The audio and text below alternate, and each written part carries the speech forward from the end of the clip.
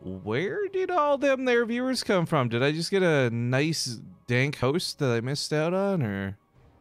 I don't know. Okay, well, thank you for tuning in, whatever the host was. Sorry if I missed it, but let's get the show started. So I'm a little rough around the edges. Spawning here in the top left side of the map. Kicking things off, we do have Blazers blue Zerg player, Bly. And spawning here in the lower right-hand side of the map, we've got our red Zerg player, Infinity Gaming's Denver.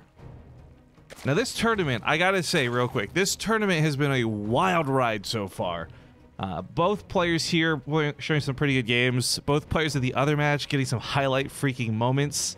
Raynor and Showtime is the match I'm most looking forward to. And if you guys sort our clips by the last 7 days, all of our top clips with literally thousands of views are because of those two players. So while Bly and Denver are fighting here for the semifinal spot number 1, I can't wait for semifinals number 2. I think Showtime and Raynor for me, that's the finals today. Yeah, I know it's the semifinals, but like I'm so excited for it. Oh, the StarCraft Twitter tweeted us out. Oh, that's cool. That's neato burrito. It's time for BaseTradeTV's 5W's European Invitational. Watch and enjoy. And they even use a little bit of popcorn. Cool. All right, well, I'm going to go retweet that. If you guys could too, that'd be awesome. Nice little show of solidarity. But if that's the case, then cool. At any rate, whether you guys are watching from the StarCraft Twitter, you're a regular BaseTradeTV viewer, whatever the case may be, thanks for joining me this morning. As I said a little bit before, but just to get us all caught up and on the same page, today is going to have 2 best of 5s for the semifinals and a best of 7 grand finals. It'll be pretty good. Pretty fun times, I think. You got it, Fruit Seller. I don't even know what you wrote anyways. So it works out. Now, I guess we should talk a little bit about the players here. Not just because we're commentating the game and pretending like we're casting, but also because this game is going to probably be a bit of a longer one at this rate. Now, it's odd for me to say that because both Denver and Bly are players I've seen do these big roach all-ins, and ZVZ can sometimes be a little bit crazy. Yesterday's ZVZ matches with the banelings and the lanes, there's just like a lot of chaos and a lot of craziness, but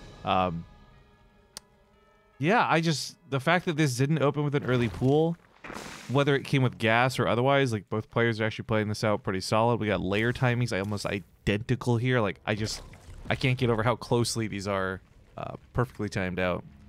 Oh, I've also just been informed I forgot to put myself on Team Liquid. Thank you, dear viewer, for reminding me. Let's go do that really quick. Booyah. Anyways, I guess before things get heated up as we watch this turn into, well, might not be Roach versus Roach, actually. Just noting Bly has not started his Roach Horn. When the Evo Chamber finishes up, if he goes for upgrades, we may see him just do a later Roach Horn, but this is starting to smell like a Spire. Okay, I was gonna say, he's not taking his gases yet, though, so it's very questionable about the timing for this with that layer finishing up, but okay. +1 weapons, Roaches. He's getting into it on his own pace, just a little itty-bitty bit different than Denver's. And I'm actually curious, with them having such close builds, how does that reflect on income? This is so sick. So, this is not super crazy highlight worthy. Keep in mind, this is such a small amount of mineral difference between the two. But because Bly, rather than pumping out an Evo Chamber earlier, rather than wasting a drone on a second Evo Chamber, and the Roach Horn coming out later, meant this drone, before turning to the Roach Horn, got to mine a few more minerals. So there's a couple of drone spikes here for income. Nothing too noteworthy. Like, this is not a game-winning advantage, but it's just kind of cool to see how that translates to the timing of taking this slightly later. I will say, though, I'm a little surprised that it didn't end up being a Spire for Bly. Just thinking on it, I had a brain fart now, but now I got my senses reconfigured. I got to remember, every time Bly plays ZVZ, it's very realistic that he might go for a Spire. In fact, he's kind of like the 8 Noodleless guy. Doesn't matter whether it's Roaches or not, he typically throws those in behind his army. So, not saying he has to, not saying it's expected. I just now realize, like, whoa, that is such a classic Bly move. But the fact that he's not doing that, oh, well, why are you talking about it, Riv? Because it is a little different, and it is a little strange. And just so you guys are aware, I've seen both Bly and Denver go the distance in this matchup. We're talking Spires in the late game, we're talking Brood Lords, we're talking annoying Swarm. I was like, Lurkers tend to be the kingmaker, it seems, still in this matchup, but I'm curious how far this goes, because this might not just be a game of roaches. However, ZVZ nowadays, you know, you slow build the roaches, you get a bunch of ravagers, and the fighting's very exciting and non-stop. And speaking of exciting, we have a Nidus Worm coming out of Bly.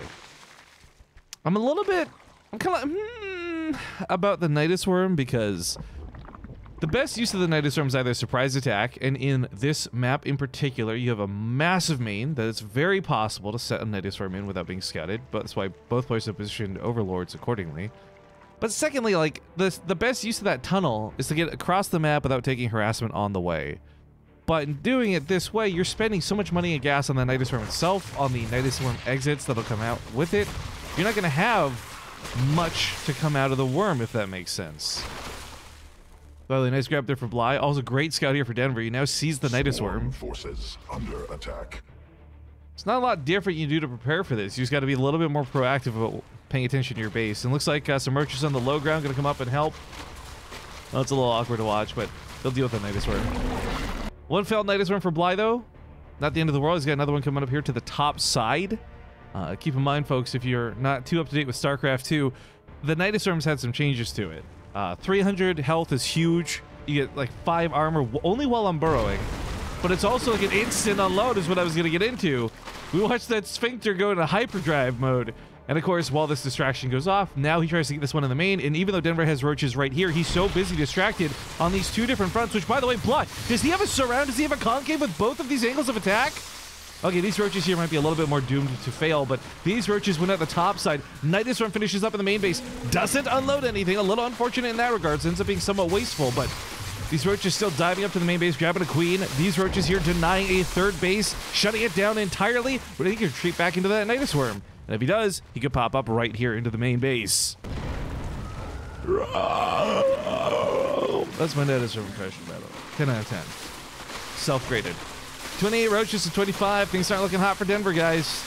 Even though he might be able to take a decent fight, he's still down a third base as a result of this attack. Roach is also contemplating going to full retreat, but then he just sends reinforcements out. New Nidus Worm here on the front line, and roach to roach, battle to battle. These guys, Denver has a very clear upgrade advantage, and it's starting to shine through a little bit, but I think at the end of the day, Bly's numbers are going to win this out. Just little bit by little bit. Every time he fights, he's got a few extra roaches, and Denver can't keep up. His queens have been dead, so his larva production's a bit interrupted, and all these things combined lead to Bly. Bly taking game number 1. Woo! All right. First map of the day out of the way. And of course, we have 5 in total. Now, I would like to quickly note that for all of our new viewers today, whether you are visiting from StarCraft's advertisement of the stream, or whether you're just a regular BaseTradeTV viewer, I want to remind people that we are offering ad-free viewing for our subscribers only. So you plebs are about to enjoy a really annoying ad, while the rest of you get to sit here awkwardly while I take a second to try and get the lobby hosted. You can just stare at my face. Really, you're just getting more Rifkin for your buck when it comes down to it. Denver, Bly, Automaton. It's kind of a longer map, but or longer map intro, but we'll get this played out here in a second. Darius says WCS 2019 announced. Oh, is that like on Reddit or something?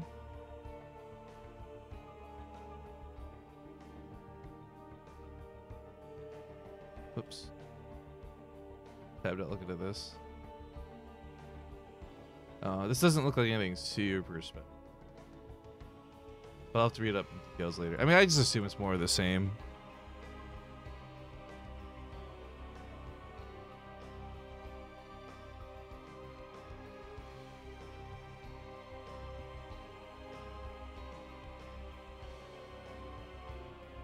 They're partnering with Star Ladder.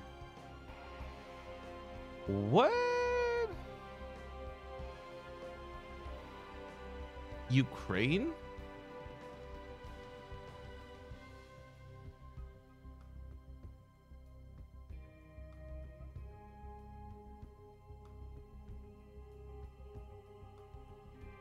Interesting. All right, I'll read more into this in a bit. Let's hop into Automaton.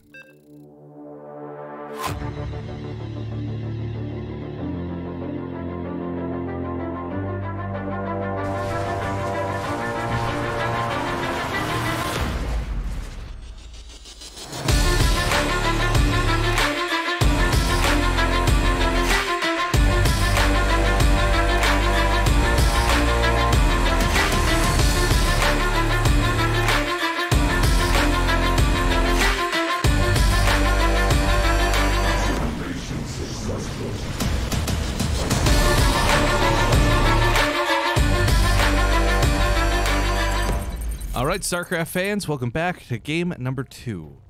We are, of course, in the semifinals, and there's a couple of matches going on today, but 4 players in total, 2 of which we're witnessing right now. Spawning here to the bottom left, we have Denver, currently down 1 at the moment. Repping Infinity Gaming. To the top right, he's up 1-0. We got our blue Zerg player. It's Bly. Also, wow, we've got some moderators in the chat for once. How crazy is that? Wow. Again, big thank you to everybody who has either retweeted, you check the stuff out on Reddit, you just tune in because you're a follower on the stream. I never really know where and what the best way to reach out to people is, but taking a small moment here while we got some more normalized openings to talk a little bit about how hype these last couple days have been. I enjoy casting StarCraft. Well, I enjoy pretending like I'm casting StarCraft. And this week in particular, these last 2 days specifically, we've had some of the coolest, most highlight-worthy moments. And it's not been anything that's too balance crazy. Like, oh my god, this new unit did something insane, everybody look.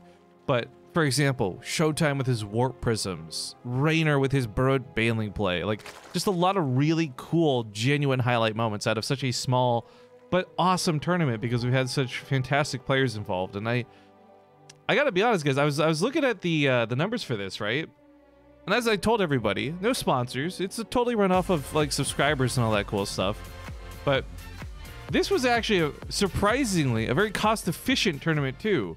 So long as today makes more than 20 bucks, which I'm very confident it will, then we will have not only broken even on the cost of running this tournament, paying dares to admin it, prize pool for the players, etc. We'll have even made a little bit of profit from it too, which is cool. Doesn't happen often that you have this just go so perfectly where you've got hype and like good numbers to go with it and all these other wonderful things. So when I say thank you for tuning in, like I'm not just saying it because I've got nothing else to say. Really, genuinely, thank you guys for tuning in. This 5W's for fun tournament has been really awesome and very worthwhile in every respect. But as we're witnessing this little dance of the links, Denver unfortunately lost out. Surface area in these little scuffles is very difficult to get dominance, but if you can alpha male that shit, you could be like Bly. Come out ahead. But Denver appears to be cutting his workers at 16, folks. Still no drones in production and just pure lings. Bly is not going to catch wind of this, unfortunately, until those lings probably leave the base by the looks of things. And while he is on his way to get his own baneling nest, Denver's is much sooner. So is that speed. So my fear is that Denver may actually hit at a timing just before Bly has his banelings ready to go or has anything to do.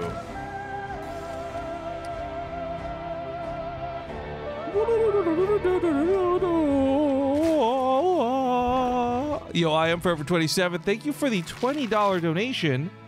Coming out of nowhere. I'll put 20 on it. Okay, cool. Thank you so much, dude. 3 queens managed to grab those banelings, although they ram into the baneling nest anyway, so it's a little awkward. Bly's got a couple transfuses. Nope. Queens are a little too shy on energy, but his own banelings finish up. And no, gotta be careful how you use these. Cocoons are good at soaking shots, but I think if he splits himself here, trades out 2 for 2, it's not too bad. He actually keeps a lot of his banelings alive, and Denver's lost a lot of that momentum. Now, he did drone up behind this, right? So it's not like, oh my god, Denver's so far behind and out of the game. But economically speaking, he had a lot less mining for a lot longer, and this third base is a pretty good reflection of that. Please note that on the minimap, on the other side of the field, there's no third hatchery coming down out of Denver. He's been playing catch-up. And if you guys remember, of course, last game, the income graph differential was about half this, and Bly was still able to grab some leads. This does not bode well for Denver. Denver's quite good at ZVZ too, so I'm a little curious about if Bly is just his kryptonite or what the deal is. But Jaren Rivoin, thank you very much for that sub, man. All right, Ling's actually managed to get to the high ground, which is a problem.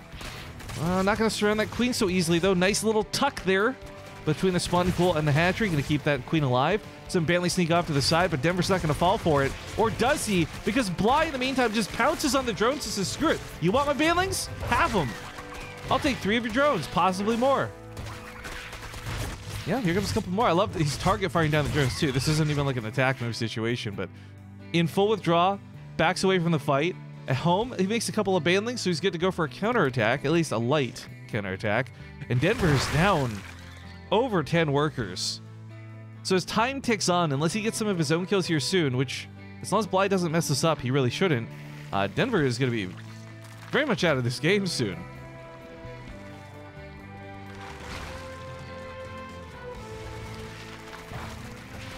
Let's get that surround. Too many Bantlings finishing up soon. He doesn't know the timing. Backing away was definitely the right call here. We got a Roach or 2 out. I mean, honestly, if anything, these just help snipe off the Bantlings, and then Bly's own Bantlings can kill the Lings. There's the GG. Big, great explosions, but that's going to be all she wrote as Bly takes game number 2. But that's just simply game 2. This is a best of 5, not a best of 3, so just a little bit further to go for Bly. I will say, this is going quite a bit faster than expected, but no complaints here, because while I absolutely love Bly and Denver, really love Showtime and Raynor. And if this means we get to those guys a little bit sooner, I'm all for it. Who was that? NC Saint, thank you very much for rocking your Twitch Prime. You chose to use your once a month free sub on me? Thank you, dude. Where is... I've lost Denver on this list. Relogging. Okay, we'll give Denver just a bit of a second here. Rod of Nod. I'm so sorry to hear that, dude.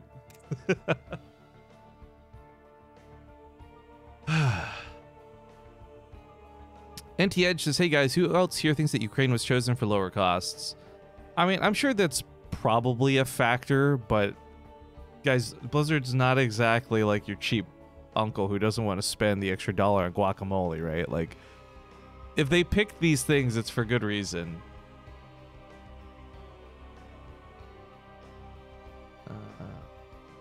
Okay, everyone's in the lobby, so let's not dilly-dally and let's hop into Port Alexander. This could be the last match.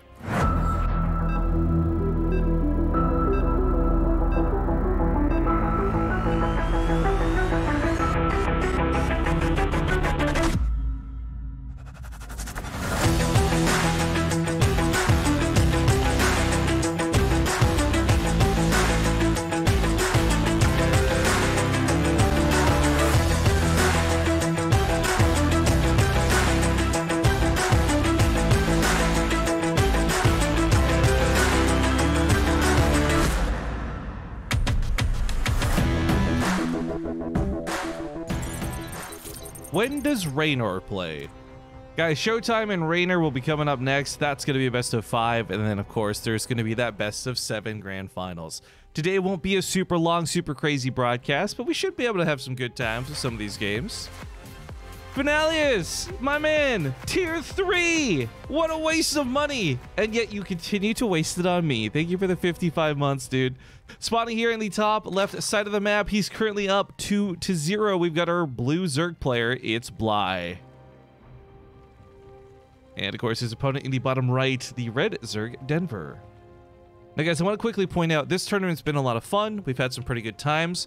But we also have a North American version of this. And while I imagine most of you who are tuning in for this time zone won't necessarily be around for a later show, later this month we'll be doing the same format, same prize pool, same prize split, and all that good stuff for 8 North Americans. Some pros, some semi-pros. It should be some good times.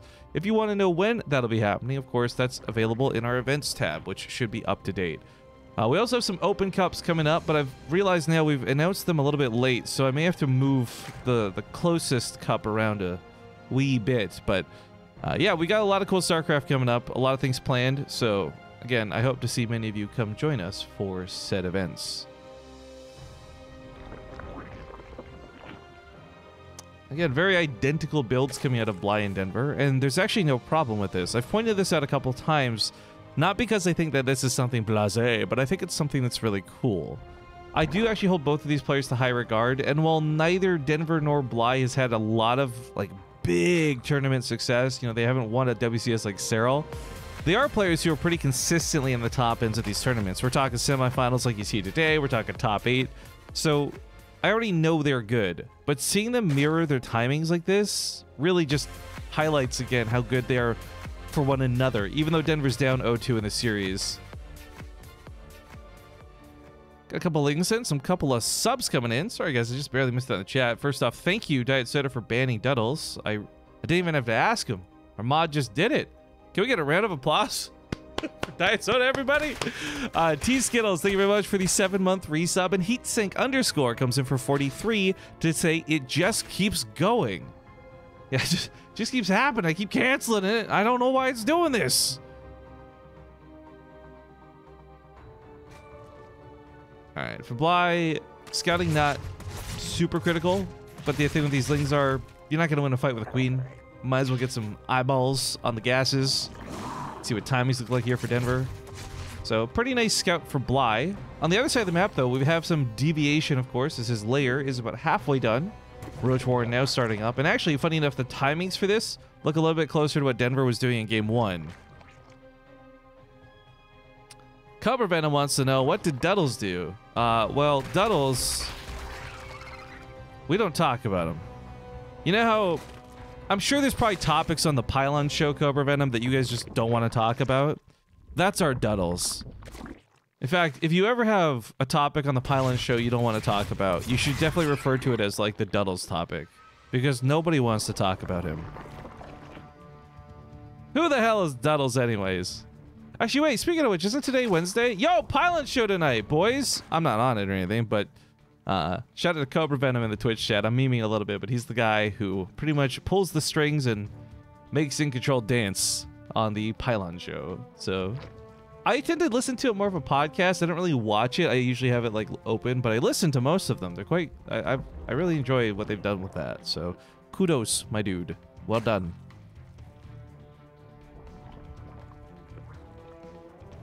All right, with the third base here, I guess maybe we'll see Denver get a couple of drones ahead, but the problem is he's not going to have to worry about workers so much as army units. So we do see them both pumping out some roaches at the moment. Still nothing too crazy yet in terms of an upset for balance, but I don't think Bly's going to be able to overwhelm with the Night Storm as easily this time. Woo! Sudden Crap, thank you for the beats as well as the 500 bits. Says thanks for all the content. Well, thank you for tuning in. I mean, honestly, the one thing I can ask of you guys, if you are enjoying the show, whether it was today, tomorrow, yesterday, whenever, make sure you hit that follow button. As more and more lately, I've realized our follower page seems to be where most of our traffic comes from, which is kind of cool. But at the same time, it's obviously not 100% effective because we have 120,000 followers and not 120,000 viewers. Regardless, thanks again for the bits. Now, Night Storm tries to come up with the main base, but Denver's on top of it, and while we'll unload a considerable amount of roaches, this could work out poorly for Bly, as he might just lose this fight. He does have a +1 weapons upgrade, but that's nothing in the face of a large roach number. So he hits on over, he wants to grab the queen, grab a couple drones probably on the way out. New Night Storm popping up to the north side. Got a couple units to rally in. Denver pulls out. I think pulling away from the third base is the better option. Obviously, don't give it away for free, but don't give away those drones either. So gathering his forces, Denver should have a few more roaches to work with, but as we can see here, it takes more than a 1-to-1 roach ratio to clean this up. It's like 4 roaches to 1 to clean it up in good timing. Drones are starting to go down. Another Night Storm hitting the main base. Denver's being torn left to right. He does lose the third hatchery again. Deja vu. And roaches hit the main base. I gotta be honest, guys, I've seen CVC play out a lot of different ways over the last 2 months, especially since the patch hit. I've not seen anyone do any Nighties play, except for Bly. And then, more importantly, No one's done it since the recent patch, except for Bly. And the reason I talk about this in a very highlight-worthy manner is because that Nidus Worm unloading units super quick is still brand new. That is a tactic that we might start seeing, or we might start seeing be more popular, but I mean, Bly's killing it with this game. Those roaches just instant unload. It's gross. He actually responds to his opponent's main base faster than his opponent can defend his own main base. That's crazy to consider.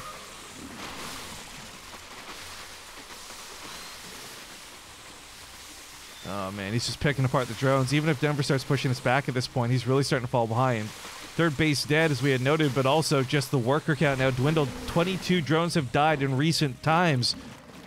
And that income's going to start spiking back up in Bly's favor. I mean, it's not over till the fat lady sings, but this is one of the situations where Denver is fighting from behind, and it's never fun to do. Trying to catch up like this. Another Nidus Worm hitting the main base. Roaches on top of this one. See if this actually gets to unload anything. Unlikely.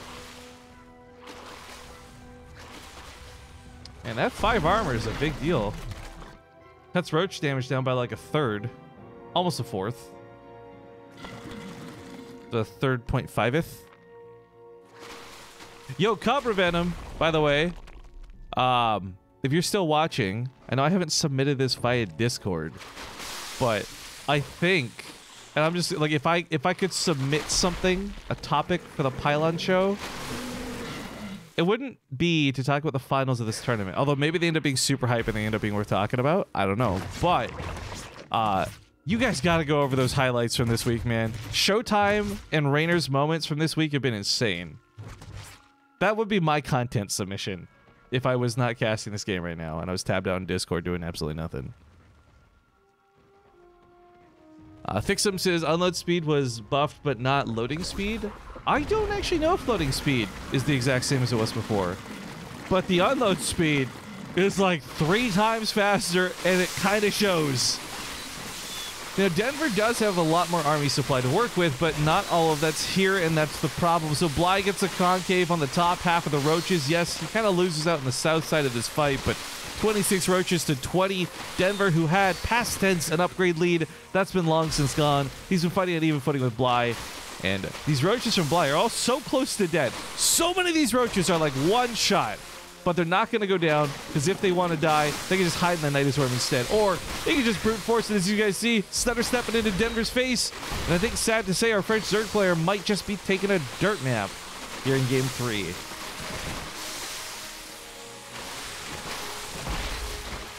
Yep, there you go. That's all she wrote. A good game.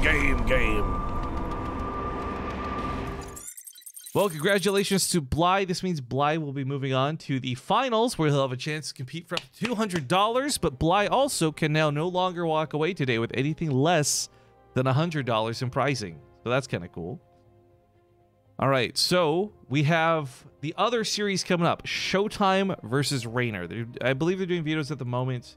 We'll get this series going here ASAP, because it's for me the big match. This is the show of show. These are the highlight players from the week playing a best of 5. And if this ends up being a 3-0, I hate everything. But yeah, we have a best of 5 coming up. Then we have a best of 7 after that. And today will be short, and it's fine. But we've already got some good games out of it. So thank you guys for watching. I guess in light of, and with special exception for the fact that the StarCraft Twitter has tweeted us out and all this cool advertisement stuff, the war chest is still a thing. If you guys want to get cool skins for the units, for the buildings, for all these other things, well, I guess the war chest is only for the buildings this season. But the point is, if you're planning to buy the war chest, and I'm not trying to push you to go buy a war chest, don't misunderstand me, but if you're planning to buy a war chest, please consider using our link down below the stream. It's got the really cute girl holding the war chest.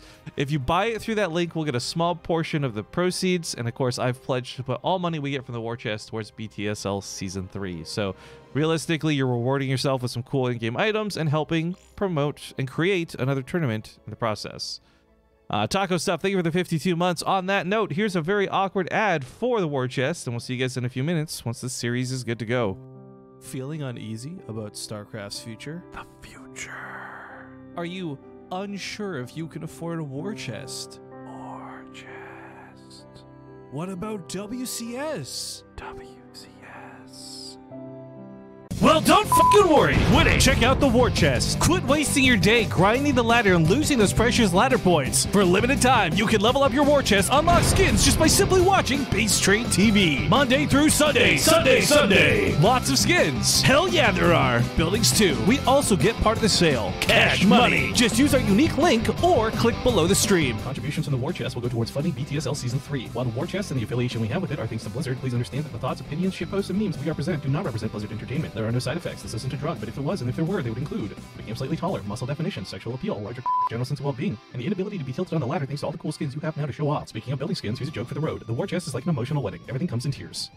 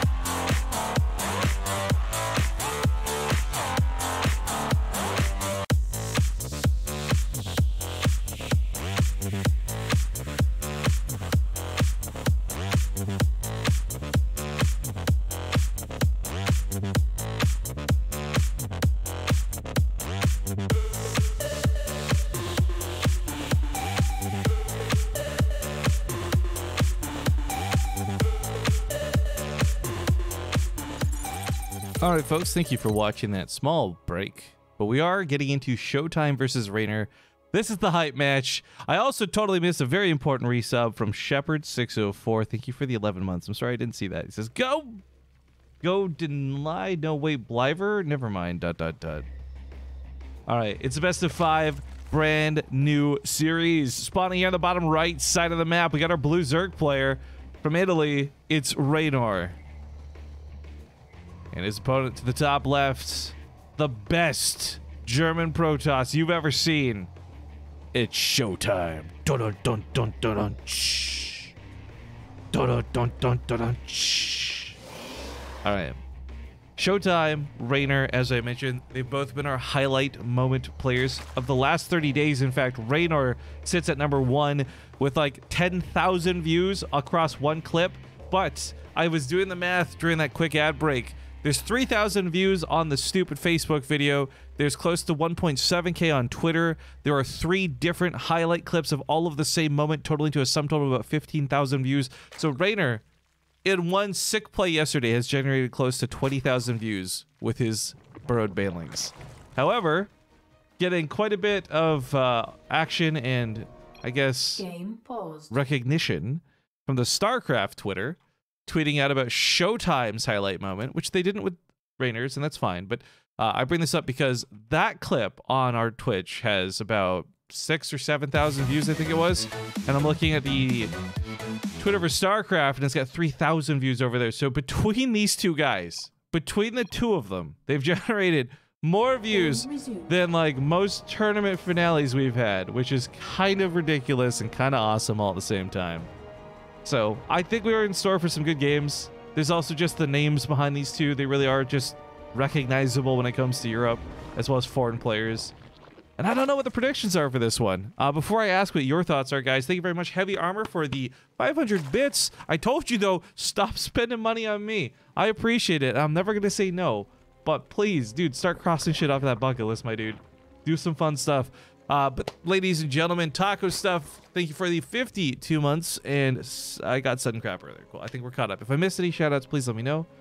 Oh, I was going to say something right before this, and I've already forgotten what it was. I had like that pin in my brain, like talk about this in a second, and totes forgot. but whatever. Doesn't matter.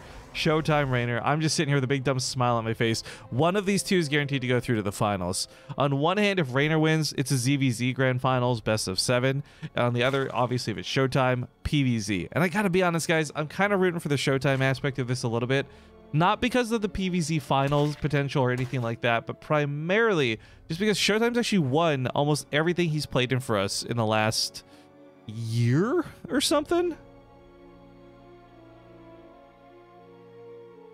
Anyways, we'll overanalyze things, I guess, as we start seeing things develop. It's kind of cool, though, because I think, and I would hope, but I'm pretty sure we're not going to see anything too cheesy out of this entire series, which should mean better games. In terms of length, not necessarily in terms of quality. But rest assured, these are quality players, so soon we'll get quality games. My point for this, though, is Showtime's very much a guy who we've seen, if he gets to 4 bases on Protoss, he goes for that late game composition, he crushes most Zerg players. But it was kind of cool and a little bit sad that while he is not here in today's finals, Nameshar, I think, gets some noteworthy shoutouts because his games versus Showtime in Group A were awesome. And well, ultimately, he ended up dying in the finals, and that kind of felt bad, man.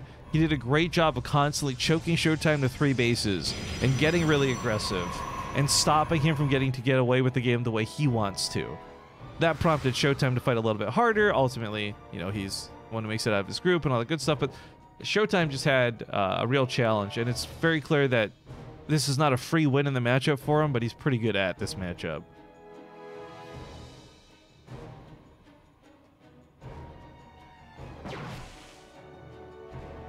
A little bit difficult to get scouting, but Raynor's hit some link.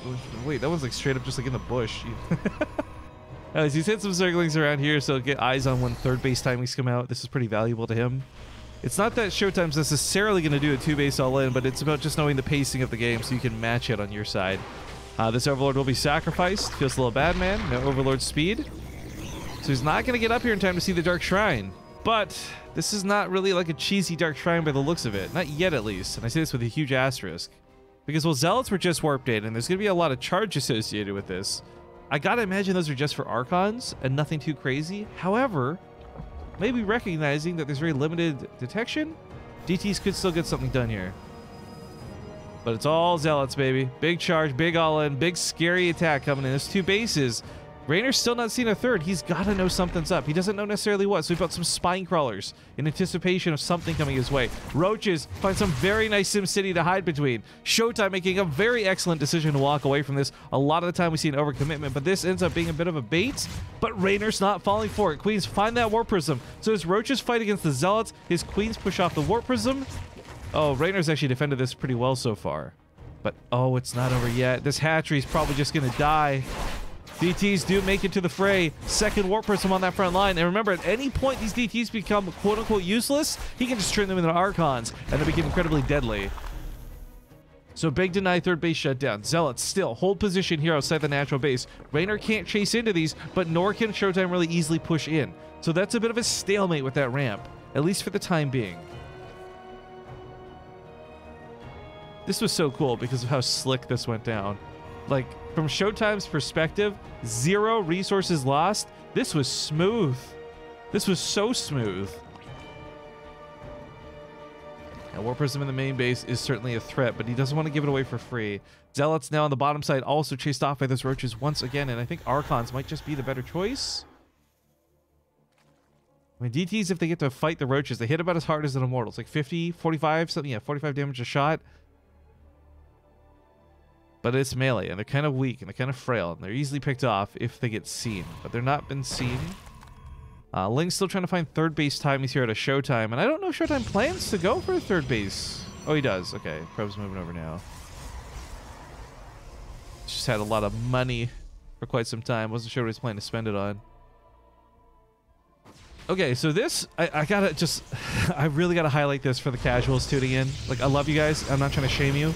But for those who don't understand how incredibly big of a deal what happened in this game so far was, like, Showtime's move, I have watched kill so many players. And well, it's nothing special. It's nothing like, oh my god, what a crazy mind game, what sick timings.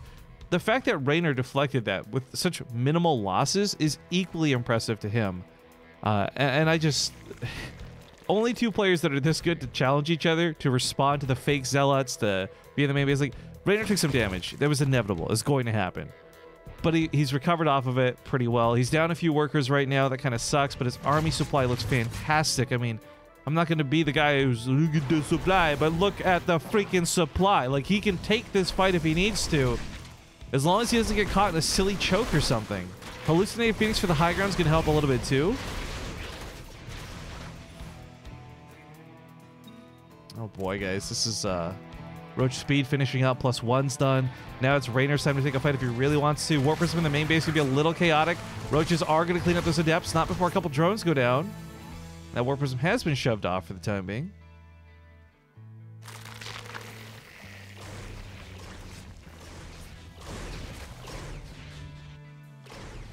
Now we take a look at that income. I mean, Showtime was doing pretty well before there was a big worker differential between the two of them, but now that there's like a 20 worker gap, you can see what the income difference is between them.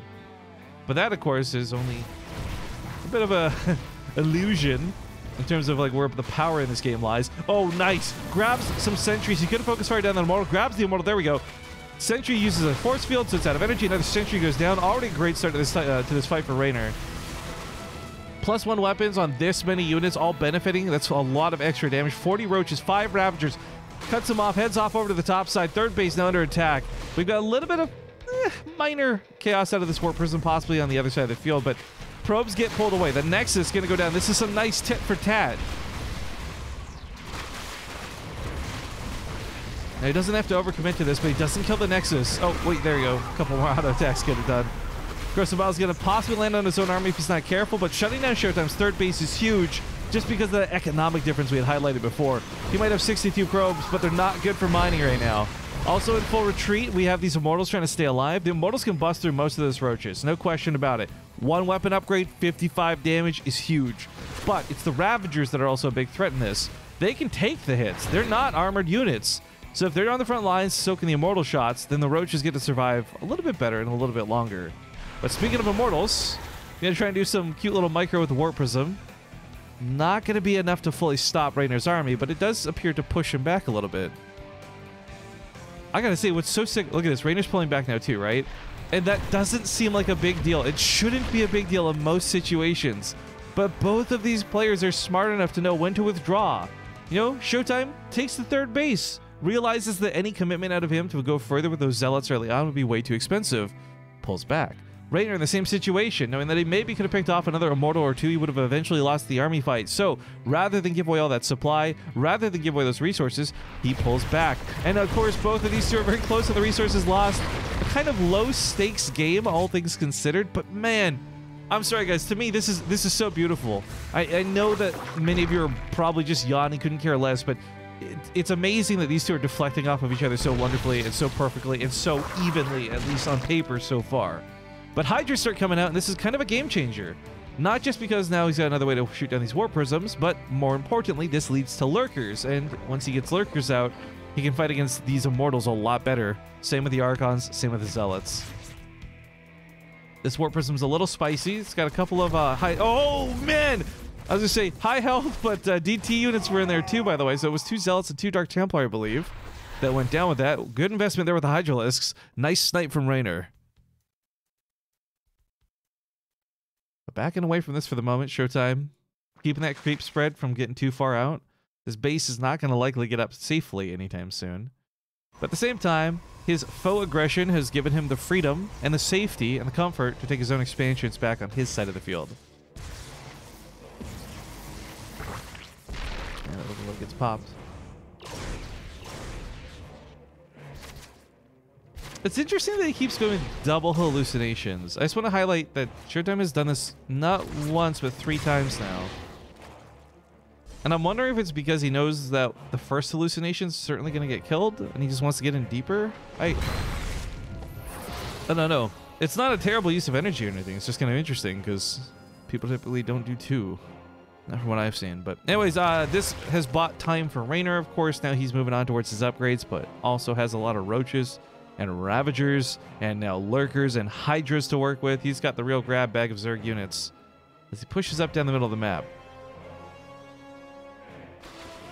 Yeah, there's a lot of immortals, and that's certainly plenty to take on the lurkers if they're not protected. So I'm a little worried. You know, Raynor's splitting his forces around this side of the map. This is enough roaches to like almost 3-shot a base type thing. Like, that's a lot of damage, but those roaches aren't meant to take real fights. And, ooh, I like this. It's DT on him, but this is an overseer with the roaches, so that's not going to quite hold the defense. Army now forced to split. Lurkers here on the left side advance forward. No adaptive talons makes it a little bit difficult to get those lurkers repositioned here on the front lines, but Hydras guard well as they do. Roaches now moving into the Immortals with a War Prism here with a micro. Showtime with a good response, but still not enough. There's just so many roaches to deal with, and he's got to pick and choose. He decides to recall up to the natural base. Some of his units have been split off now to the right. He holds on to his 4th.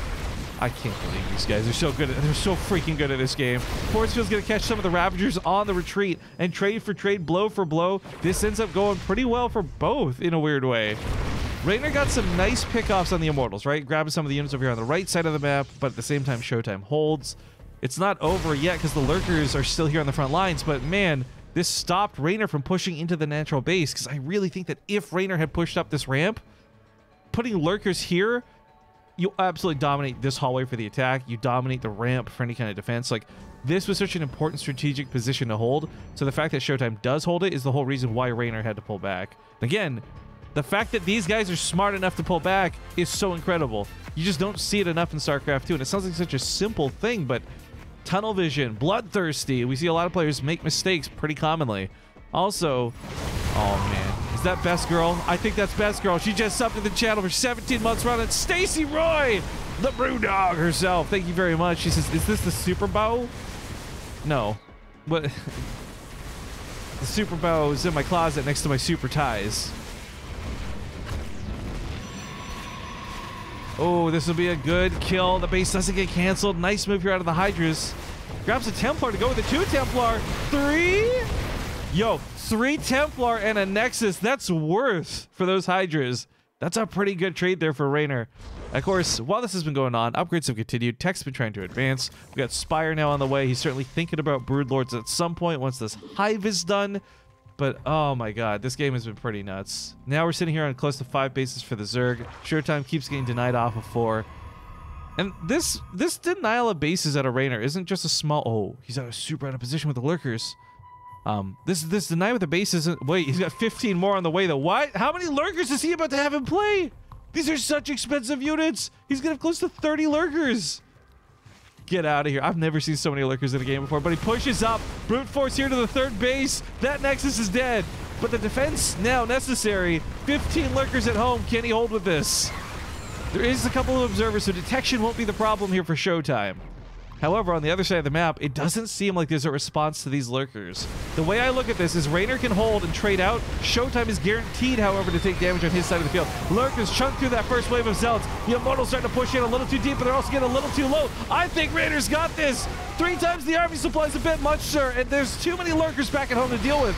This game has, in an instant, like, this was so well deflected. It was like a game of fencing, and they were like pairing off each other this entire game, but with a snap of a Thanos finger there at the end of the game, it's over. Over half the army died to those Lurkers. This side of the map is done for, and Raynor, ladies and gentlemen, takes game 1 in this best of 5.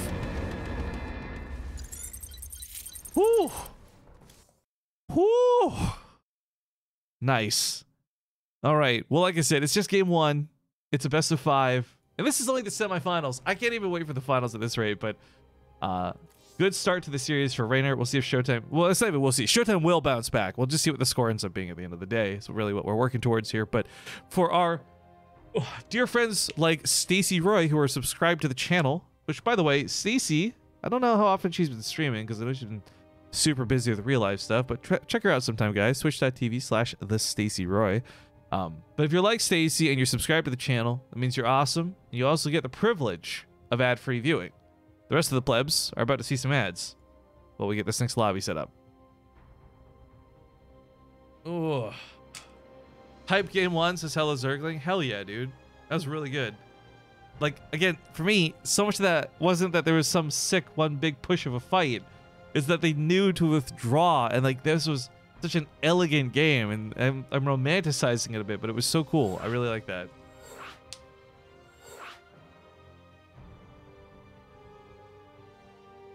Do12140 says, please give me ads back. I'd rather sub and watch ads so you can create more amazing content than sit back and watch blank waiting screens listening for more bad jokes. No. No, you have to deal with me. All right. Port Alexander appears to be map number 2. We're hopping into the lobby at the moment.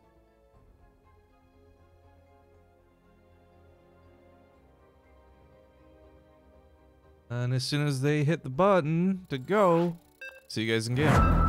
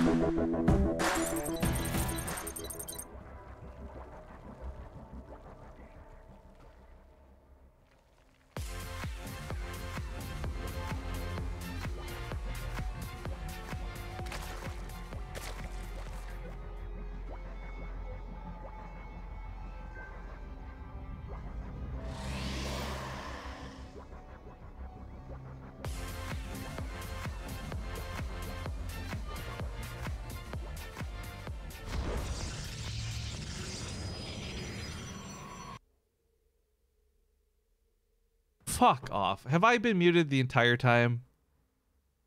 Okay.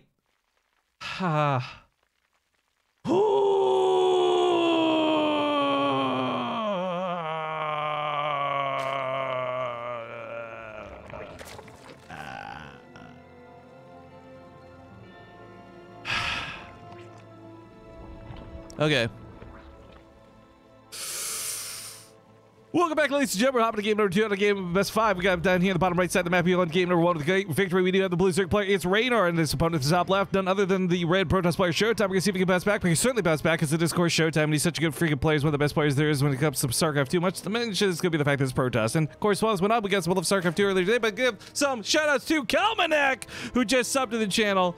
He's also one of the guys that helped make all this war chest stuff happen. So thank you very much, Kalmanek, for the 15-month resub, dude.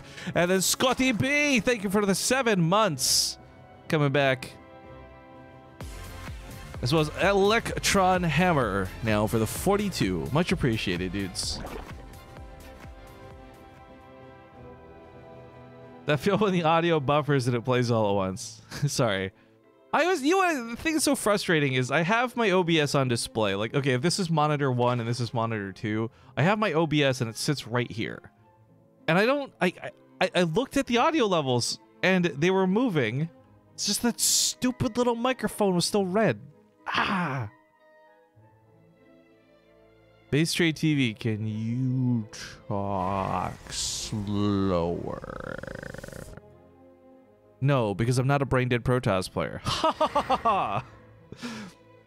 Showtime, I really think that if Raynor slips up and lets Showtime get control of this game, it's going to be really hard to come back from that. So I think a lot of the things I was highlighting in Game 1 were cool for their own respect, but we do have things changing up where I think Showtime is going to have an easier time getting some map control this game. Not because of the pacing of the players, and not because of how smart and intelligent and blah, blah, blah.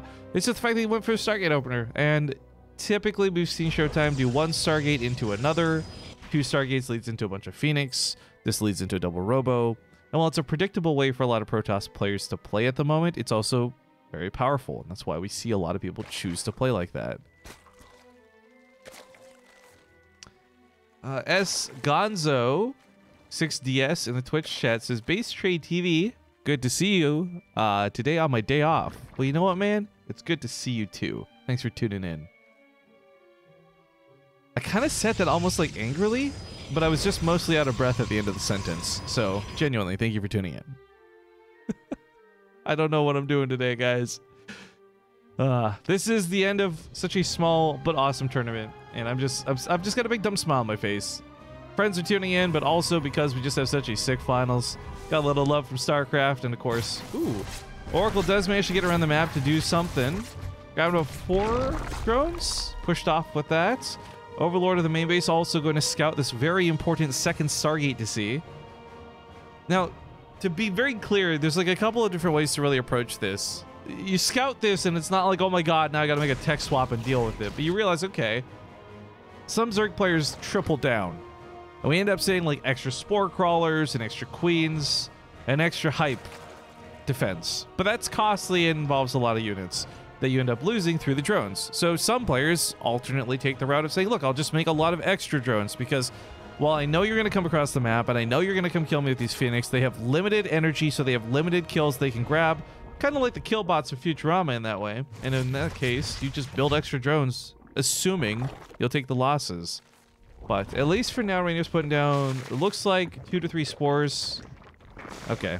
So extra queens in the other bases. These will cover what the spores don't. Without having those extra queens in the main base, he's going to put 3 spores up here. Kind of a clever move. But, oh, guys, I've been talking about my ass this whole time because I didn't catch the fact that Showtime went for a cancel. So this ends up really hurting Raynor, actually, in a funny way, because of the investment in the additional spore crawlers and not in the investment of defensive units, which, by the way, well, Phoenixes have a limited attack option. Adepts, not quite the same. Raynor unfortunately can't cancel these, but you know what? Someone's got to remind me. That's a request I think I would make to the GameHeart people or the people who make the WCS mods.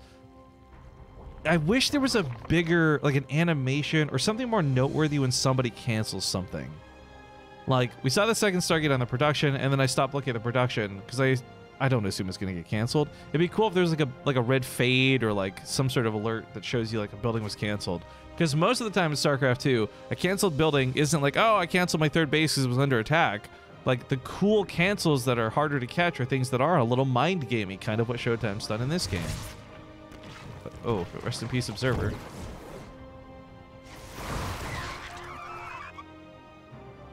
But yeah, yeah, exactly. Thank you, Unimi Kitty. I can't say your name. I'm sorry. But yeah, just like you get a little alert, like that little blip when somebody scans or when somebody loads into a Nidus Swarm or picks up a Warp Prism, stuff like that. I'd love if we had something like that for a building cancel, or that, like, that'd be really cool, I think. Anyways, Robo on the way here for Showtime in the back corner of his base. He's still mostly relying on gateway units for now. He did start going for Storm and Charge, so these are all tech things and +1 weapons especially that'll help deal with the Zerglings a little bit better, but I mean, let's be honest, right now Showtime's not thinking about Zerglings. He's thinking about Lurkers, he's thinking about Hydras, he's thinking about the much later version of what Raynor's planning to do. Phoenix just kind of coasts on in. I guess the beauty of these Spore Crawlers, well, kind of wasted. I mean, what are you going to do, really, right? Is later on he'll be able to reposition these, possibly put them up on that front line, just because he's got a few extra to burn. Harry Developer. Gross. But thank you. 8 months running. Big storm drops! Hit those drones! Not going to hit the decks, though, so 9 of them end up dying. That kind of sucks a little bit here for Raynor, but keep in mind... Ooh! Whoa! Raynor was ahead in workers going into this, so losing 9, not the end of the world. The economy is just going to maybe bounce back for a second here, but that was so close to being more. Those storm drops, Raynor takes like a fraction of a second longer to pull some of those drones away, and instead of surviving with like no health, that's 1, 2, 3, 4, 5 extra drones that would have died with that, and that would have been quite the number of dead workers. But man, we don't see storm drops too often. That was kind of a cool move out of Showtime to go for. Kind of old school in that regard. But Raynor's now mounted his attack. He's up about 15-ish army supply, but of course that doesn't matter much. 3 storms can cover that, no problem. So much of this is going to be on Raynor's reaction to the storms. Like, if he sits to them, he's going to lose a lot of lings. He'll lose a lot of Hydras. If he dodges out of them correctly, it won't be such a problem.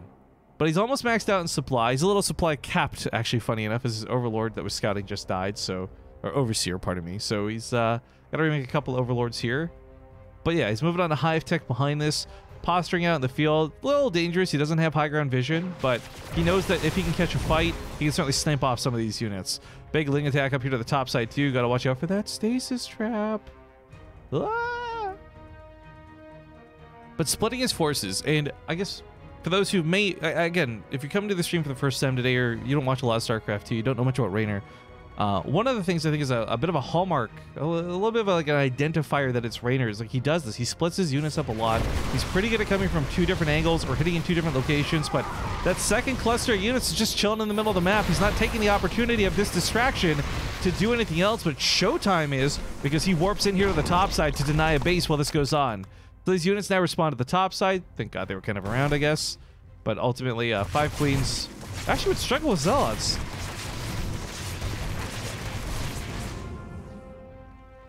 I mean, Transfuse is pretty nice, but +2 weapons on those Zealots is pretty deadly too.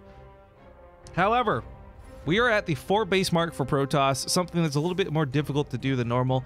This has given him the freedom and the money to build 2 extra Stargates and start getting some fleet bacon down. Smells delicious. Hydra's gonna take an okay trade here. Deal with the Zealots, no problem. But the problem that comes in this late game, and yeah, I'm kind of catering to the fact that StarCraft may have brought some people to the stream who are a little bit less familiar with what's been going on lately in StarCraft 2 or whatever the case may be. Like, this has changed a lot for the late game. Protoss no longer can kind of just like brainlessly go for carriers and a move to win. Interceptor build time was nerfed super hard. The carriers themselves are a little bit more buff in HP, but a little bit more difficult to use.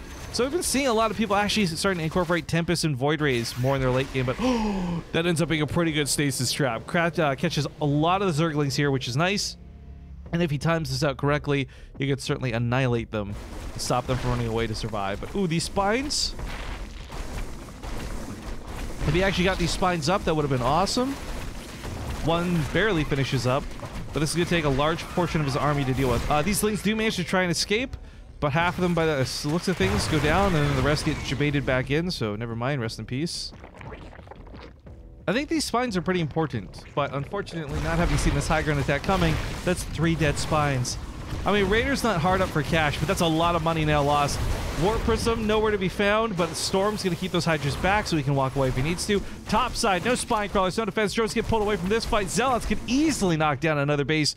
A lot of units up here, and both of these guys are fighting stretched across the map. This has been multiple fronts for multiple battles, and again, just goddamn, these guys are so good at StarCraft. Diet Soda says, I'm back. Well, I'm front. Hello. Broodlords are going to get revealed here by the Adepts. I guess this is the pros and cons here, right? Raynor has a really great anti-ground army. He's got a kind of mediocre anti-air army. There's not that many Hydralisks here. And they should probably be taken out by a couple of Storms and a couple of Zealots, but Showtime is on his air tech, and that's kind of why I highlight this. Carriers are on play. He's got more in production right now. Nice grab on those Immortals here in the middle of the map. And the Broodlords are on the push.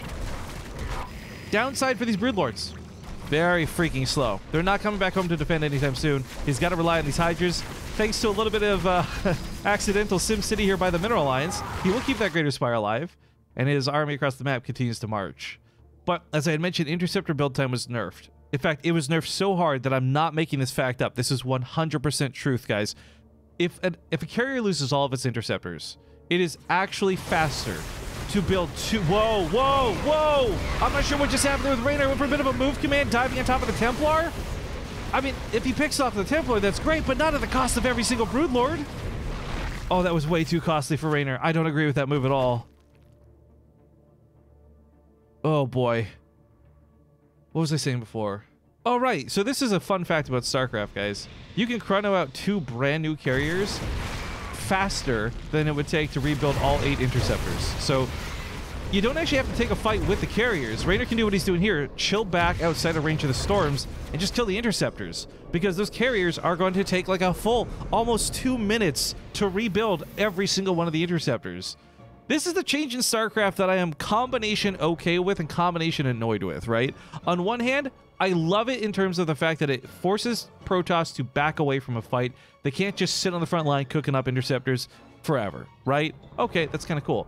The downside, though, is it does feel almost a little too much. I'm not a balance designer, and I'm not here to talk in the state of balance. I'm just saying I've cast enough of these games where it is so strange to me that it's not that they have to back off for a minute. They have to back off for like 2 minutes, which in StarCraft 2 time is forever. Can you chrono boost carriers to get the interceptors out faster? I don't believe so, but if you could, that'd be kind of gross. I don't know how I'd feel about that. Be an interesting way to use Nexus energy later on in the game, though, because we do end up getting to this point where like a lot of people end up having chronos. But yo, quick little highlight for Showtime. All of his Nexus energy is low, which doesn't sound like a lot, but it means he's been using his chronos very efficiently over the course of the game. So kudos. But okay, interceptors, well, some of them die, sure. Not enough of them die for these Hydras to feel confident to continue the fight, so he backs away. We got some infestors in play now, too, and that's a lot of them. Fungal growths here are going to be huge. They deny a lot of ways for these units to escape, but also a little bit of detection for his overseers that are not going to be so reliable the longer this goes on. A Time Warp comes down. Raynor's got to get out of this. Time Warp had some big changes to it a long time ago. You attack 50% slower if you're stuck inside the Time Warp. But oh my god, those storms cook up the Hydras!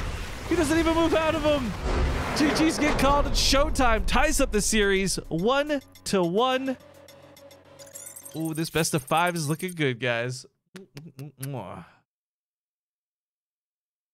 But that fight was interesting. I thought with the amount of infested Terrans he'd have backing it up, it might have been enough, but I'm not gonna complain, because every game that these guys trade out back and forth just guarantees another match that we get to enjoy together. So hell yeah.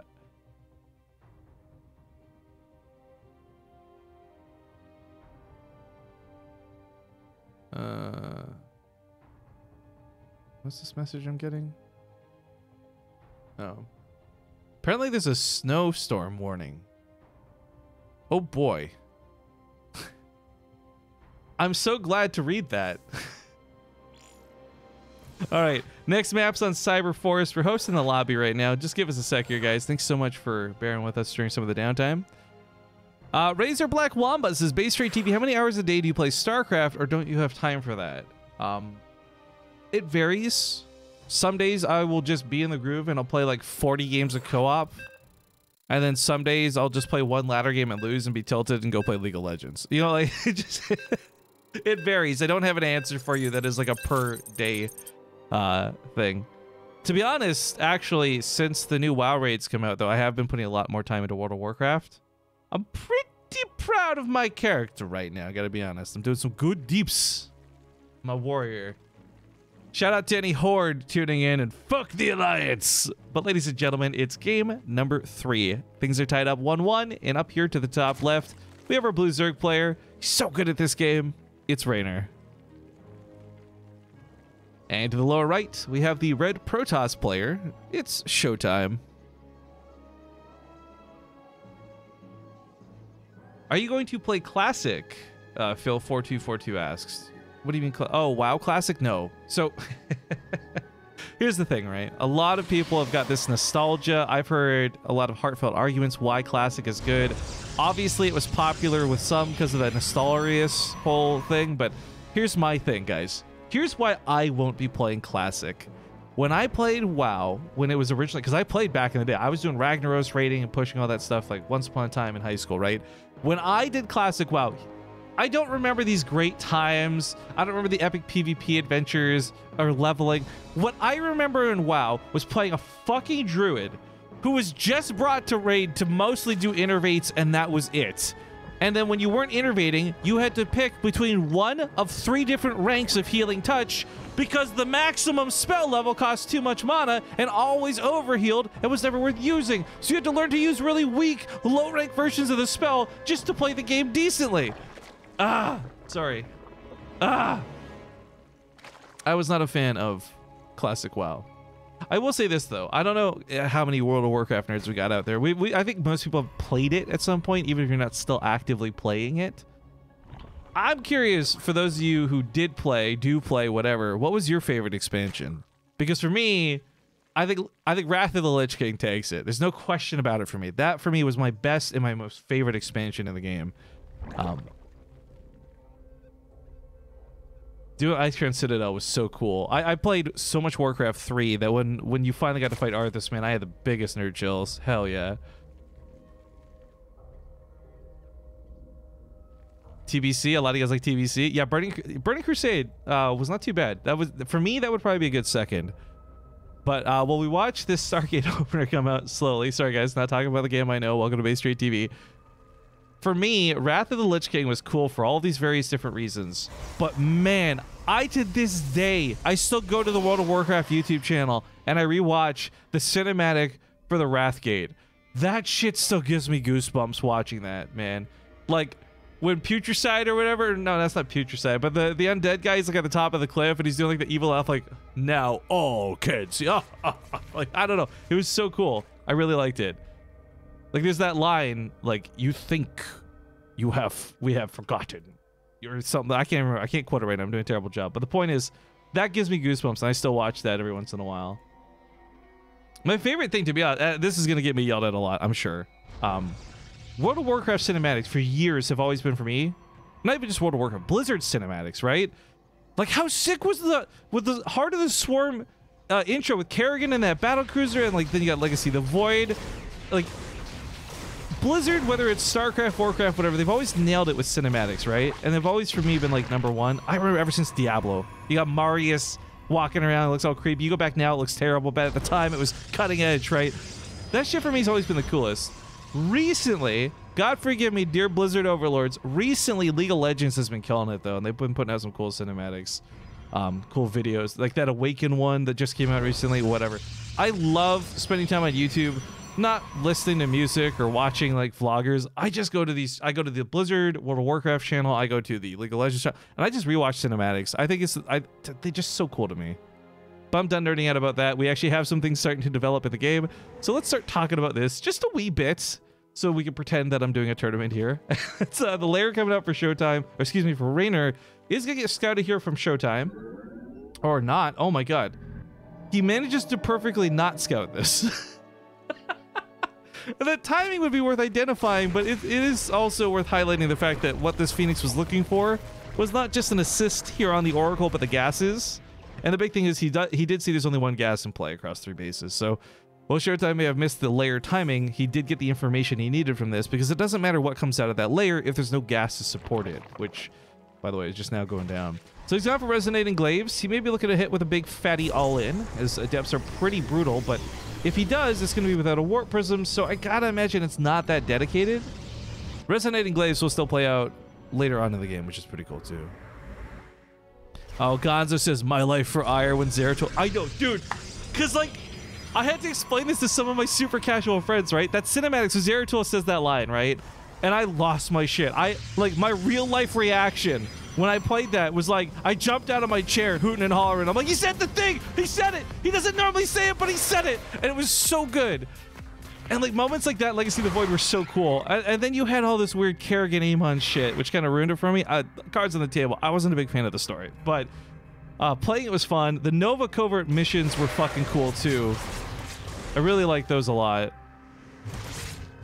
But okay, we're about to watch something really cool happen here as well. It's a lot of Adepts. Now, there's some danger with this attack. Some serious danger we need to analyze as we watch Showtime. He's going to rack up some kills.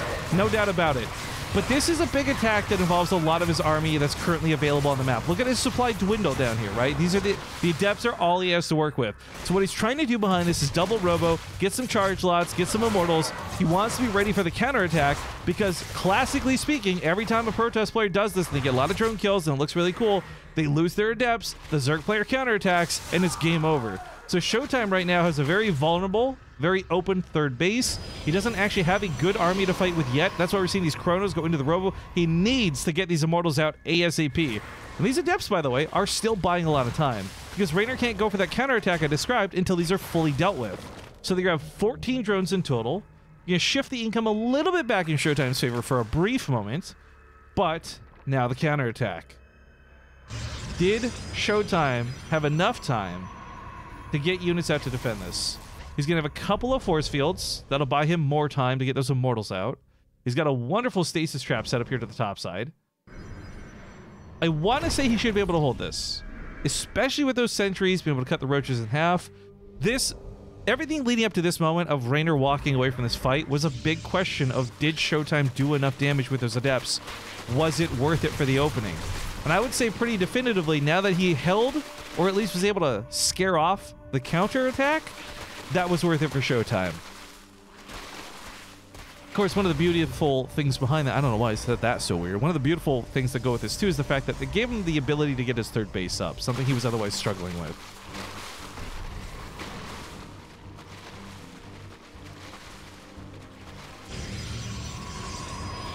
Swarm hosts, okay. This is a bit different from Raynor.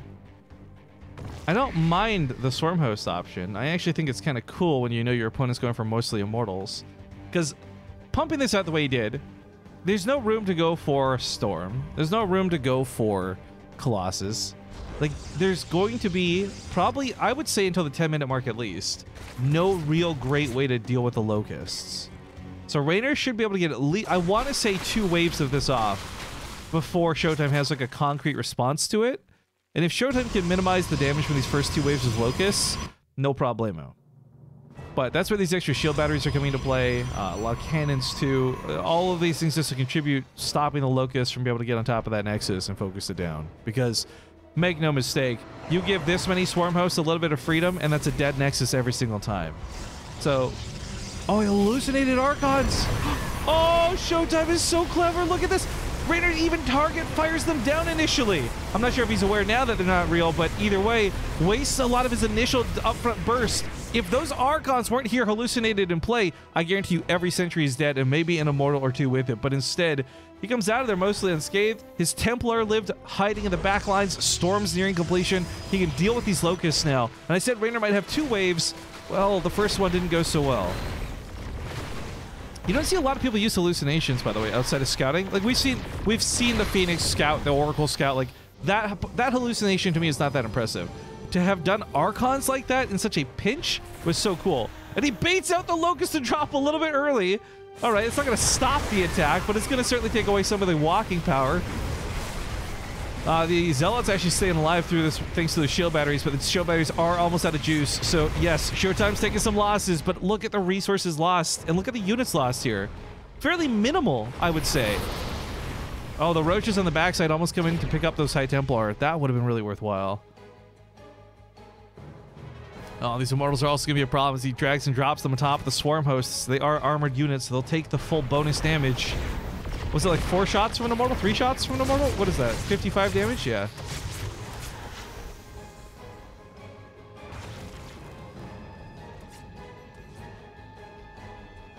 You know, well, the Queens have all been brought to the front line. This could indicate there's not much defense at home. And I think Showtime's recognized that, so the Warp Prism decides to head over this way. He's got a little bit of supply freedom to warp in some units, but the question is, where does he warp them? At home or across the map? Looks like at home's the option for now. The Immortal's trying to hold that line, but the shield batteries are all out of juice, and Storms are pretty much gone, exhausted on those Locusts. But while this goes on, of course, the Showtime Madman Micromaster himself manages to miss one of the Immortals as he leaves them here in the natural base. Warp Prism also sitting up here with 20 health. That's not a lot. That Queen should lose this fight every time. Oh, almost picks up the Immortal. That's a problem. That Warp Prism was actually going to be a lot of what would deal with these Locusts and Swarm hosts eventually, but I don't think... Look at that! Raynor's actually splitting his Locusts! Now he lands, he surrounds. This might be it for Showtime. He's down to 57 army supply. Maybe a little hyperbolic out of me. That looked very scary for a second. Nope, it's still it for Showtime. GG! Raynor takes game number 3, and then now he also secures a definitive lead in the series. But keep in mind, folks, this is not a best of 3. This is a best of 5. So we've got another game, another life here for Showtime to work with. And we'll see if he can bounce back. He should. Either way, I'm going to take a small break here, like an actual official break. So thanks, guys, for watching, and we'll be back here in a few moments. Feeling uneasy about StarCraft's future? The future. Are you unsure if you can afford a war chest? What about WCS? WCS. Well, don't fucking worry. Winning. Check out the war chest. Quit wasting your day grinding the ladder and losing those precious ladder points. For a limited time, you can level up your war chest, unlock skins just by simply watching BaseTradeTV. Monday through Sunday. Sunday. Lots of skins. Hell yeah, there are. Buildings too. We also get part of the sale. Cash money. Just use our unique link or click below the stream. Contributions from the war chest will go towards funding BTSL Season 3. While the war chest and the affiliation we have with it are thanks to Blizzard, please understand that the thoughts, opinions, shitposts, and memes we represent do not represent Blizzard Entertainment. There are no side effects. This isn't a drug, but if it was, and if there were, they would include making him slightly taller, muscle definition, sexual appeal, larger general sense of well-being, and the inability to be tilted on the ladder thanks to all the cool skins you have now to show off. Speaking of building skins, here's a joke for the road. The war chest is like an emotional wedding. Everything comes in tears.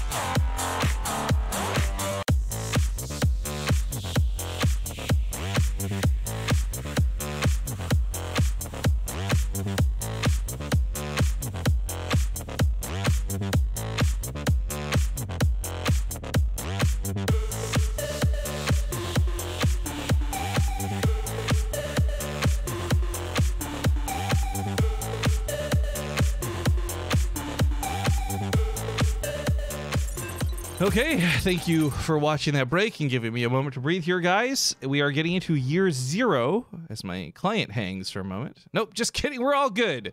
We're getting into year 0. Oh, we've just also reached 6,000 viewers today. That's quite a few of you tuning in. There's got to be some front page action going on that I don't know about. There's no way. But okay, folks, we're getting... Oops, sorry, that's the wrong score again. There we go. It's game number 4.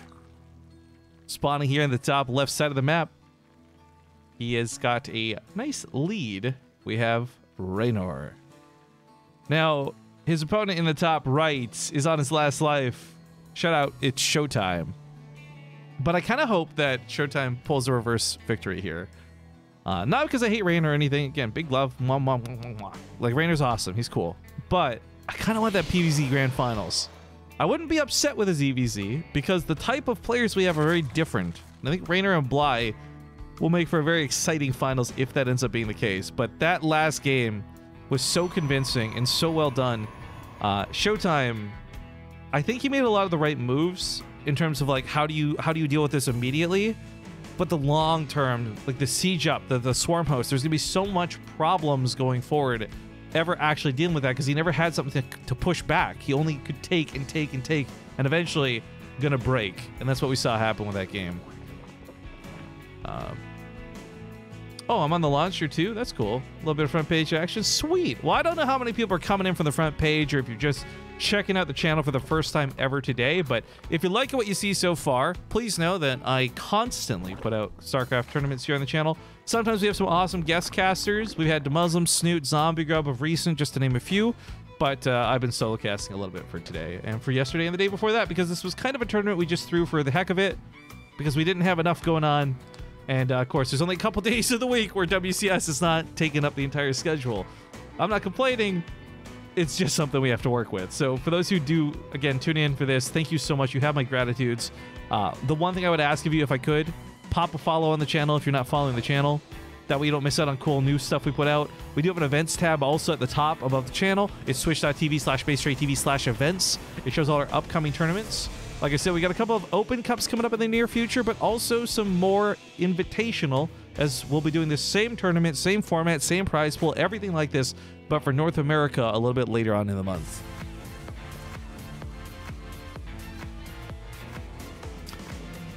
It said I got a sub, but I don't see the Notification. I've missed a couple too. Jeez. Okay, first off, Targets TV. Thank you just now for subbing for 20 months total. Says thanks for the good times, bro. Well, thank you for tuning in. Dynamic 905 also rocked his Twitch Prime sub while we were on break. I'm sorry I missed that. Thank you for the 3 months. He says thank you for all you do. Or thank you for all of the high quality StarCraft 2 you provide the community. I would like to note that he chose to word that in such a way that he wasn't commenting on my commentary, which was smart because that part's not high quality. But thank you for tuning in, and thank you for enjoying the 1080p. Ooh. And then last but not least, we had a brand new sub, but I can't say this name. It looks like he sneezed, and the keyboard was 6. Thank you for the new sub. I don't know how to say that. You know what, guys? I think this is the last day Blizzard's giving us, like, promotional stuff, because they're trying to promote everybody. They got Maynard and Livy B and Zombie and all these wonderful people. I think I'm going to do something a little special for today. We have a Discord server, and I know, guys, it's not talking about the game, but don't worry, I'm watching. Once this heats up, we'll talk about the game. We have a Discord server that is free and available for anybody to join. You don't have to be a subscriber, even though there's a super sweet subscriber section to it. But the reason I bring this up is because, A, I would like you guys to type !Discord in the chat, get the link, or just go to discord.gg/BaseTradeTV. And I'm going to give away, I've got one of every skin code left for every unit in the game. And I think I want to get these off my chest. I want to get these off my war chest. I'm doing an eyebrows thing that you can't see right now. I'm going to give away every skin that I have left that Blizzard left me, guys. So if you would like to get a free unit skin, be in our Discord server, and periodically through the rest of the cast, I will start pasting some codes for you guys to try and claim. Now, I'm not doing it right now, but that will be happening throughout the rest of the show today. Also, hello Zergling, thank you for the bits. I appreciate that. Thanks for the awesome tournament. Thank you for tuning in. But yeah, for those who don't know how to claim it real quick, because we've had to explain this every single time. The codes are things like gift redemptions that you can use in your Battle.net account. So if you go to your Battle.net account, there's a section after you log in, code redemptions, that's what you're going to do. And it unlocks unit skins from the previous skins available. So you won't have to purchase them, but you could unlock possibly a Zergling. And it will be a first come, first serve thing. So first one to copy paste wins. If everyone else tries, unfortunately, it just won't work for you. So again, you can type in !Discord in the chat to get the direct link, or you can just type in discord.gg/BaseTradeTV. Either way, I'll be posting those both in the general chat as well as some in our subscriber-only channels for you guys to try and grab and win. That won't, again, not happening now. Not till after this series is done. Like throughout the finals to the end of the show, we'll just do those giveaways. Do you have to buy the war chest to earn XP? Yes, you do. Well, I guess you could actually just play the game for the sake of it. But yeah, if you want to claim the sweet, sweet free XP, it only really benefits the war chest. Guys, they just released information for WCS for 2019. Yeah, so what I was thinking about doing was possibly taking a break between the semifinals and the finals and reading the announcement with you guys on stream. I'm not sure if you guys actually would care for that or not, but either way, we will have a small intermission one way or the other between this semifinals match concluding and the best of 7 grand finals afterwards.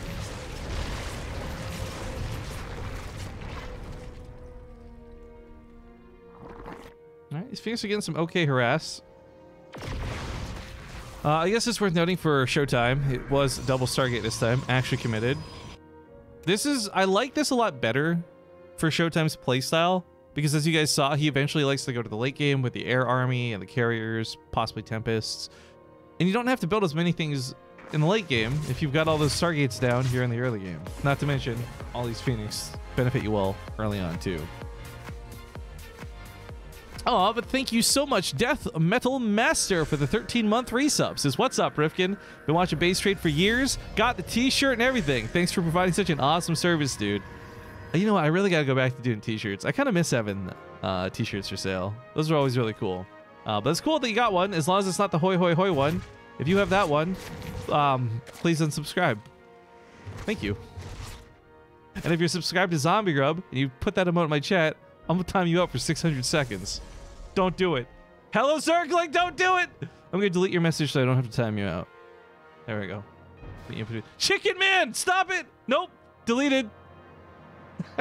Nice try, nerds. I'm really glad nobody wrote the emote in chat. Woo. Milius Pro says, I still wear my BaseTradeTV shirt on stream. Hell yeah, dude. All right, we got that pretty decent sized attack coming across the map from Raynor, but Showtime's actually done a couple of cute things with this. Shark Dog, get out of my chat. He started setting up a lot of defense on the low ground, and I like this because it's between the two bases. But none of those buildings are done yet. Lings come in. Stasis Trap is huge. Not only does it deny the Lings, it creates a little bit of a wall off too, but Force Fields keep the bottom side at bay while the Phoenix wrap around the top to deal with those Hydras. This buys time, crucial time, for those shield batteries to finish up. But is it going to be enough? Showtime's still down like half the army supply, and Raynor's about to get his Zerglings back. They've been out of commission, but not anymore. And Showtime has no units left to fight with. I hate to say it, but I think our Protoss hope is dead, and Raynor might just be breaking him over his back. Yes, he is! GG! Raynor will take the series 3-1 and take us sailing and soaring into those grand finals. So congratulations to Raynor on his victory. But this leads into now a very interesting finals with Bly versus Reynor. Now, nothing wrong with this. Not complaining. And to be honest, I know a lot of you are about to piss off because you don't care about ZVC. And that's fine. I'm actually looking forward to this quite a bit, though. And I'm not going to let you bring me down because I think Bly is going to be very fun to watch against Raynor. But if I'm going to be bold, not even bold, if I'm going to be honest with my predictions, I think Raynor's going to take this in the finals. But either way, as far as what's up for grabs, there's $200 US for the winner, $100 for the loser. So both these guys are going to walk away with some cash. Showtime and Denver, sadly, while they lost in the semifinals, they will still get $50 in prizing for 3rd and 4th place, even though there is no 3rd/4th place match. So we just have one best of 7 coming up. That's it, guys. This is the ringer. This is the finisher. This is how this tournament concludes. But as I said, I was going to take a small moment to bring up the announcement stuff they got. So let's go over this together. Give me a sec here. Full WCS Circuit 2019 announced. All right, let's pull up the official Blizzard announcement and go over this together. I'm not sure if that's going to be easy to read or not. Okay, so this is everyone's been waiting on this. I feel like I love you, Blizzard. I know you're promoting me today. I'm not saying this in a disrespectful way, but I do feel like every year this information comes out later and later and later. And we finally have some news about it. So we knew about I Am Katowice. We knew about, obviously they've got WCS Winter going on right now. You've got Zombie Grub, Nathanias, In Control. They're all down in California casting it. Fear Dragon as well. But let's take a quick look at this. So $500,000 prizing. Of course, the war chest is for sure going to bump that up. There's no question about it. Raising up 3 GSLs, 2 super tournaments. What is yeah, Korean won to USD. What's that conversion like?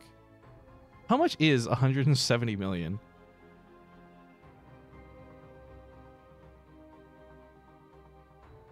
Wait, did I do that right? Hang on, that's 100,000 million. Wow, that's a lot of money. Okay, well anyways, WCS 2019 is much like last year with a few notable changes. WCS Winter is our first circuit event of the year, followed by WCS Spring, Summer, and Fall. WCS points will be distributed at these events. Blah, blah, blah, blah, blah. Check out the schedule. Oh, do they have a schedule posted? Okay, that's cool. So if you guys want to see what's going on, they've got this up on their website. It's just the WCS website.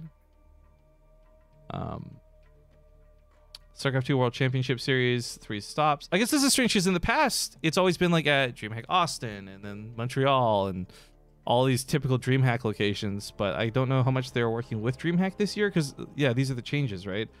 For WCS Spring and Summer, we'll be partnering with Star Ladder to bring you 2 live events in Kiev, Ukraine. We're excited to be returning to Ukraine for 2 majors for the first time since MMA won an IEM championship against Damaga in 2012. For WCS Fall, we will once again be bringing a circuit event to a fan-favorite DreamHack, Montreal. We will have more details about the WCS circuit, including qualifications, events, and blah, blah, blah. This is... Whoa! Oh! Whoa! Biggest announcement right here. Hang on. Can you guys see this? Do I need to make this bigger? Finally, the circuit will be presented in 1080p resolution for the first time. Everyone's been complaining about this. And I kind of love and hate this, right? WCS gets broadcast at 720p. And everyone comes to BaseTradeTV like, Rifkin, why can't they do what you're doing? You're using 1080p. Why can't they do 1080p? And I'm like, guys, I know about the technical side of this, and it is like impossible and expensive. And it's just like, finally, it's happening. We got 1080p, which is cool. Also, we should talk about the location a little bit, right? I see some people already complaining in chat earlier about this being Kiev and Ukraine and whatever. I don't really have a problem with that. What I'm really curious about, though, is the fact that they're not partnering with DreamHack with everything that they're doing. And I'm wondering what the cause and effect of that is. Is it too expensive? Is it because DreamHack is very specifically doing different locations on their circuit tour this year? So, like, for example, there's a DreamHack Dallas, but it's not going to be DreamHack Austin, I think, right? And is that part of the influence for it? I legit don't know. Kind of interesting. We'll see. I guess maybe we'll talk about that later. Residency requirements. So this was an interesting one to read up on because there's been a lot of rumors about this, and I've got some personal thoughts and opinions. But residency requirements. We tested a rule change for players competing in Season 1 of the GSL, restricting them from participating in Season 1 of WCS Challenger. Our goal was to limit the number of WCS circuit players who would compete in the Korean tournament, but instead, it caused all but one registered circuit player to pull out of the GSL competition. That was not our intention, and we are rolling back this rule for Season 2 and 3, bringing the residency rules back to as they were in 2018. One of the things that really frustrates me about this, though, is like, okay, we tested a rule change, right? Now, of course, we as the public don't necessarily know about this. We don't know the details for this, but Scarlet played in the GSL qualifiers while still being part of WCS before they announced, I guess, that they're officially rolling back the rules. So did Scarlet break a bunch of rules, or is Blizzard just giving her a pass? I feel like there's a little bit of privilege here, if we're going to be honest, but I'm kind of jaded about this opinion. I think forcing... Okay, so this is where people are going to hate me. Don't hate me. And I swear to God, someone's going to read into this like, this has nothing to do with any drama or any interactions with anybody I've ever had in the past, right? I think very clearly from the Korean reaction purely alone, from seeing players like Solar tweet about how disparaged the Koreans feel by foreigners coming to WCS, having seen so many Koreans start retiring and lose out on these qualifiers, I do think there's a little bit too much leniency on letting foreigners play in GSL. But if you are like someone like Scarlet, who is living in Korea full time, then I think those are the people, yeah, play in GSL. But you've got a lot of my favorite pros, who I'm not trying to dump on by any means, but they go to the foreign house for a couple months and like play in GSL, and then when they lose, they come back and play WCS. And I think that's a little bit bullshit, to be honest. But anyways, that's just my opinion. I'm not trying to say that you guys should share it or anything. Just my thoughts. I'm sharing them as we go through these changes. And then I guess the last big thing is WCS Global Finals, which we know is BlizzCon at the end of the year. Best players from WCS circuits, and GSL will meet the WCS Global Finals with a prize pool of more than $500,000 US up for grabs. In addition to this base prize pool, we plan to increase it with a second war chest. Good! This means this is like an unofficial announcement that we were getting another war chest, which is kind of sick. I've loved what they've been doing with the war chests. And now the fact that they offer you guys the option to get XP from the war chest while you watch streamers, I think is really awesome too. So that's some good news. That is good news for StarCraft 2. Obviously, there are some parts people are going to nitpick at, and I will as well, make no mistake. But overall, I'd say positive. Finally getting that information everybody's been waiting on. For me, a big part of this too has been like, when can I plan my events? Because I don't know what's going on. Like, the entire schedule for WCS Winter was announced so late that, you know, Wardy, myself, and many others were like, oh, cool. So apparently we're not allowed to broadcast for February because you guys didn't tell us what was going on to the last minute. Now you've taken up the entire month and blah, blah, blah, blah, blah, blah. Anyways, I like that they're putting a schedule out. I like they're putting information out. I think this is all good news for you guys. It's good news for us as organizers as well. And positives going forward. But guys, I got to go to commercial break, take a breather, and we're going to be getting into the grand finals, best of 7, Raynor versus Bly, in a few moments. Thanks again for watching today. In fact, you know what? Not even commercials. Here's a montage. Some of you have seen this a ton of times. Some of you have never seen it. Either way, I just gotta go refill my water and take a quick piss break. So see you soon for best of 7. Oh shit! Here we go. Ladies and gentlemen, 3, 2, 1. That's what I really love about the way he bobbed and weaved the medevac. He knew that would be the main attraction. He knew that'd be the big target. So it kind of like forced the stalkers to stay in range of the cyclones. Oh my god! Save the cyclone! Okay, he's gonna lose maybe one more marine there. The cyclone is finally here to save the day. Nice micro. keeps us holding alive. Oh, so sick!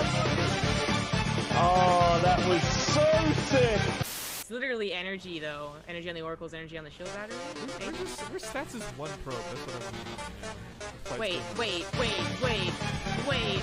Oh my god. Are you real? Oracles are so good. Oh my god. Are you fucking kidding me?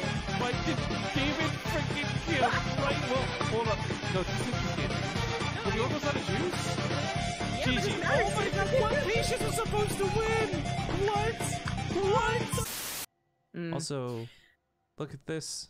It's the only time we're gonna see a Terran symbol. You get a good point. Oh! Brilliant, actually. It's pretty much, yeah, I think this should have been obvious. I think. Once 3-3 kicks in, he might have an easier time, but the fact that there's constant backstab here is just gonna be so good. Oh, man! Like, actually taking these engagements, keeping his cool for the most part while everything was going sideways. You're like getting his up. Oh, I tried to trap the ultras with the cool so they could get him with the liberators. That was so cool! GG! The only other person I've seen do that was Impact I've still got the hatchery selected. I'm watching Impact's vision right now. sees it. He's there long enough. How does he not see it? Oh my god, guys, it's going down. What? Wait, is that you or is that him? No, I moved back. That's me. I moved back. Damn Sorry. it. No, it's gonna die. It's gonna die. It's 30. seriously gonna die. The 20. drone took 10 minutes and it killed it. Oh my god, it is going down! No! What else? Oh, what a terrifically embarrassing moment for Impact. Killing that hatchery with his own drone over the course of 5 minutes. I will never forget how bad that was. But ladies and gentlemen, welcome back. We're getting into the grand finals here for the 5W's Europe Invitational. Best of 7 coming at you now with some ZVZ. And before we get too into it, again, thank you for watching us today. I don't know how many people are going to disappear because this is ZVZ, or if you're going to stick through and enjoy it. Regardless, thank you for joining us on the stream up to this point. We peaked out at 6,000 viewers, and that's pretty fucking fantastic in my books. There's no sponsors, there's no requirements, it's just hype. And speaking of which, we got some subs we'll shout out in a second. For now, to the top left, we have the red Zerg player, Raynor. And his opponent to the bottom right, the blue Zerg Bly. But while I tab out here very briefly, I quickly want to note the pull timing of Raynor. Keep an eye on that in the production tab, because I'm going to go grab some of those codes I was speaking about earlier and start pasting them there into Discord. So I really want to emphasize, guys, this is first come, first serve. Whoever copy-pastes the code first uses it, and then it's not available for anybody else. So we'll put these in the general channel of our Discord server. Again, this is in our general channel, available to everybody and anybody. Not subscriber gated at all, okay? I'm gonna put a battle cruiser code in. Woo! And then we'll also put in, for now, we'll go with a Zergling, because what better unit pairs up with a battle cruiser than the Zergling, of course. So, good luck. Congratulations to anyone who grabs those codes. Like I said, I want to give away every single code before the game's done, and I have one code for, before the series is done, excuse me. And I have one code for every single unit in the game. So, good luck. And congratulations to whoever grabs those first 2 codes. But while Raynor had an earlier pool, so far, I'm just keeping an eye on the drones. Could start considering cutting. He is, of course, wait. There we go. I was going to say, when's he going to start taking gas? The speed timing is pretty important when it comes to these Linglongs here, but okay. Moving across the map. But yeah, let's get these shoutouts done before the action kicks off here. More people coming with those subs, and hey, I guess look, I haven't asked for this. First time, only time. I swear I'm not gonna ask for it again. I'm lying, obviously, as I say that. But guys, if you've got your Twitch Prime available, if you enjoy tournaments like this, like I said moments ago, there's no sponsor for it. We just threw this together with some of the prize money made available thanks to those who subscribed and supported the channel. So if you've got your Twitch Prime sub available, once a month you can subscribe for free. If you've got Amazon Prime and you're not using it for Twitch Prime, quit wasting that money. Get over on twitchprime.com, connect your Amazon Prime account, and consider using your Twitch Prime to sub to the channel for free, because not only will you get ad-free viewing while you're here, you'll also get access to things like replay packs, which we don't release publicly. We only give to our subscribers, as well as cool things like some of these codes will be given away.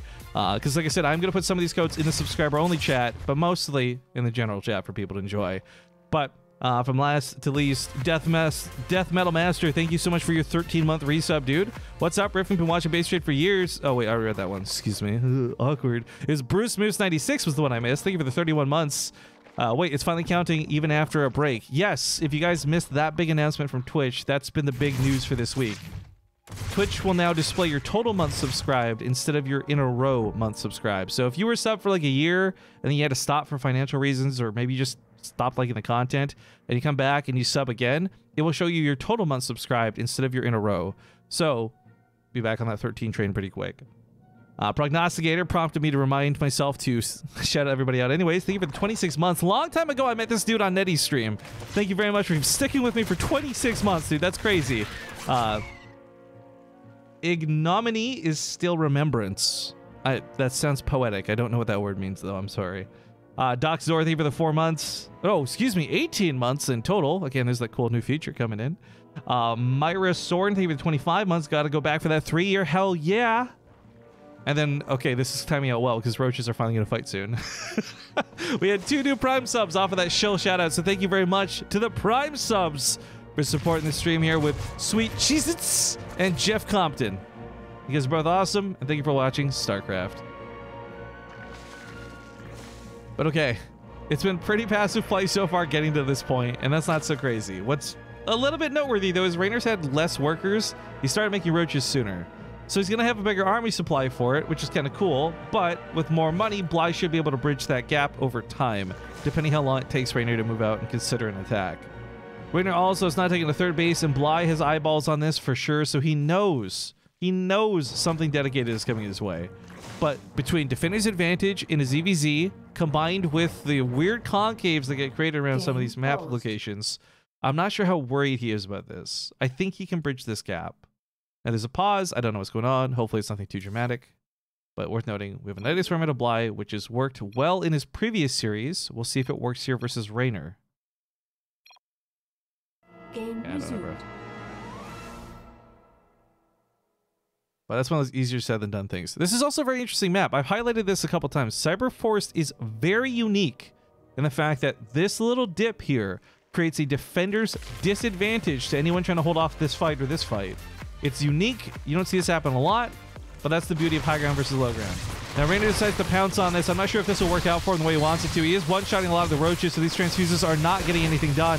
Now, grabs the Ravager right away, too. That was pretty nice. And he's going to keep trying to keep this pressure up, but keep in mind for Bly, Defender's Advantage is right here. His units will pop immediately on the front line, while Raynor has to streamline across the map with 1 or 2 roaches at a time. So 5 or 6 roaches about to reinforce. Does he see the Nidus Worm with this? No, he's not seen the Nidus Worm, which might be a problem for him. Keep in mind, it wasn't that Denver didn't see a Nidus Worm coming in that previous best of 5, right? That's ZVC. It's the fact that he had trouble responding to it being in multiple locations. Now, Raynor sees what's happening. He doesn't dive on the Nidus Worm because I think he knows those roaches are just going to come. But man, Raynor's still down some workers for this. So this is tough. He's got to spend a lot of damage here, focused on the Nidus Worm. Bly decides to withdraw from it immediately. Queen gets sniped here on the other side of the field as these roaches continue to provide a little bit of pressure here on that front line, but no, he's got no staying power. You've got no staying power here, meme. Something like that. Yeah, flying with whole base up is a pretty big deal. His income also quite consistently better than Raynor's. So my concern is right now in the game, their roach count is going to be close. It's going to be similar. But 2 minutes, 3 minutes, as time goes on, Bly should have more supply to work with. And that's the advantage he has through that money game. Raynor does have vision of this Nidus Worm. Roaches are immediately withdrawing back home, but I don't know if they can get here fast enough. These 4 will try and knock it down, but I mean, Bly should be able to unload and out-damage these roaches. Pop out a queen, maybe? No, okay, it's just a couple of his own roaches. But still, another Nidus Swarm comes up behind this. It's 50 minerals and 50 gas for the sickest way to sneak into your opponent's main base. And Bly's going to do it again. However, Raynor has gone for the counterattack. He's not here to play defense. He goes on the aggression. Takes out the third hatchery like it's nothing at all. And Bly has to pick and choose about defending and how much he sends across the map. If he sends too many roaches to Raynor's main base, maybe he gets broken at home. Speaking of which, drones are getting pulled into the fight. Raynor's got a couple of sweet corrosive biles land. Grabs a couple of good hits there. Roach is now spawning for the defense. Other side of the map, Raynor's not exactly defending well himself. Pulls his own drones into the fight. 13 workers to 15 workers. No production for either player, really, but I think Bly's got this because he deflects Raynor's attack, and Raynor has still not fully cleaned up Bly's, but both players are knocked down to a small worker count. No matter how this looks, nobody has great income coming out of this. But I think Raynor's just going to struggle too much. Defender's advantage is kind of almost nullified by this new Nidus Worm. How fast these units unload is incredible. Ooh, almost walks into his own corrosive bile. That could have been bad. Cleans up the rest of these roaches. Of course, the rest of the roaches clean up the rest of the drones, though, so Raynor's on 18 workers, and that doesn't feel good, man. Segments some of his roaches over here to stop the future reinforcements from coming in. Cleans out the rest of what's in the main base. And Raynor has, finally, deep breath, taken care of Bly's attack. Oh my god, Marcos, how is that not a thing? How does Bly not have a t-shirt that says, like, Sukablat, but it's like BLY in all caps? Oh my god, dude. Marketing genius. But okay. The counterattack out of Raynor, it's got a little bit of power to it. It's got a little bit of gusto. But it's not going to last very long because his worker count is unrecoverable. So this really is his only option to get in here. Hopefully Micro could win this fight out for him. He does some dancing around these corrosive biles, forces his opponent to back up, walk away, losing some of that damage, walks forward himself. Corrosive biles trying to bait and predict what's going on. The unit count getting very low for both. Raynor's on 13 roaches, Bly's on 9, but Bly's got reinforcements coming out. If Raynor can break this, he could possibly win, but I don't think it's going to happen. His steam is running out. GG! Bly takes game number 1 in this best of 7 finals. Bly is aggressive as fuck. Raynor is aggressive as fuck. There's just a lot of aggression. I'm going to agree with you, Twitch chat. And that's what's making this match awesome. Ugh.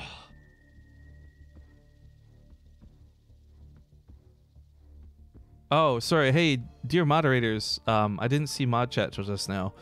I typically just turn on like followers mode when there aren't many mods active, just because I don't want to have to deal with that one idiot that we all know who keeps coming back. So, yeah, you guys turning off followers only mode, even if I turn it on, is totally fine as long as you're here to actively mod for it. Like, that's cool, guys. Sorry I missed out on that conversation.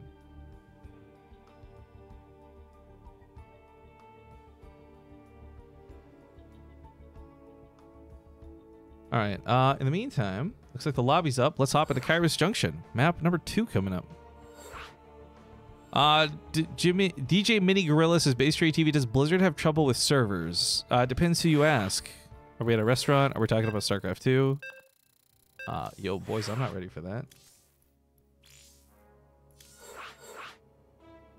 But yeah, there's some server things with North America that kind of get complicated, but on Europe, I've never ever seen somebody complain about the servers a single time.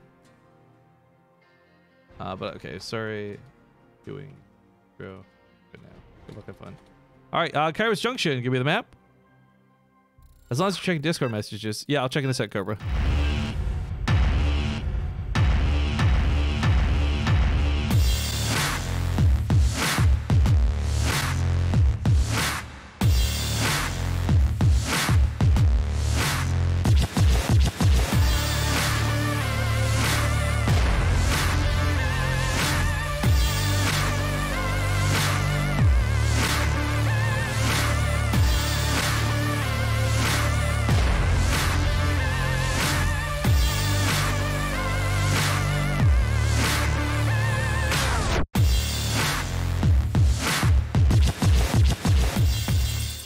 Alright, folks, it's game number 2. You're tuning in for the grand finals here of the 5W's tournament. $500 in total for prizing, made possible thanks to you, the viewers, but also $200 in the line for this first place match. Spawning to the top left, we do have the blue Zerg player. It's Raynor, down 0-1, but this is the start of a best of 7. The bottom right up 1-0. A nice start for him. It's the red Zerg Bly. Guanzin says, what are the 5W's? Well, that stands for who, what, where, when, and why. Because it's all the answers in terms of what we're doing for this tournament. To be honest, I just couldn't think of anything more creative. I just went with it, whatever. Hi, BaseTradeTV. Long-time chatter, first-time viewer. Shut up, Six Vector. Thanks for watching today, guys. Kubles87 says, BaseTradeTV, I heard something about you enjoying people saying hello, so hi. I don't know how to respond to this, because if you're being sarcastic and I say yes and hi back, then you got me. And if I tell you to shut up, you might take it seriously, and then you'll never say hi to me, and I've created my own problem, my own paradox. So, god damn it. Dare says I said to name it the BTSL 2.8 Final Mix. Yeah, but I don't want to take 13 years to come out with number 3. You know what I'm saying? These Lings gonna dart over to the natural base. Looks like Bly with the top of the ramp coverage should be able to keep these from running in for much, but he's also got his own Lings across the map, and Raynor's a little defenseless until that queen comes out. So both players trying to trade out for a natural base.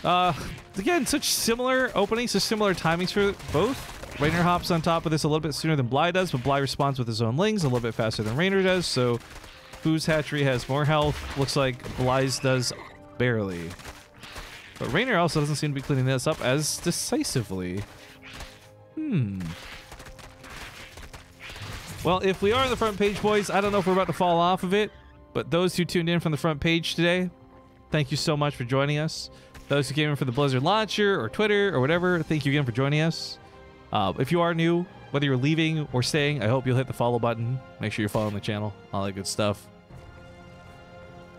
Guys, don't at BaseTradeTV under any circumstance. He hates it. Thank you, CRay7. You know what's up, except you added me in that statement, so I'm going to go ahead and ban you forever.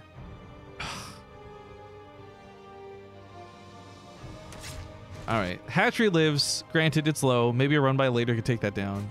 Bly had, of course, invested in several Lings, and despite having his hatchery up, he's actually down a few workers at the moment. But he's not cut his worker production, so it's just a bit of a different ramp up in terms of pacing. See, I literally can't even see the sub message in chat because you dumbasses who keep spamming at me. So then I gotta go look at Streamlabs and realize I've missed another couple of subs, by the way. Fuck my life. Mike Kenny Q, or wait, Mike Q. Oh, Mike EU. There we go. That took 3 tries, but hey, you know what? Whatever. Thank you for the 2 months. He's back again. Which means I probably messed this up last month when I saw your name as well. So super, god damn it. DBDO, thank you for the 36 months. We'll take 2 of our 3 anniversary, I suppose. What did you get me? I got you a forward-facing B, since that D is a backwards B. It's been really awkward to look at this entire time.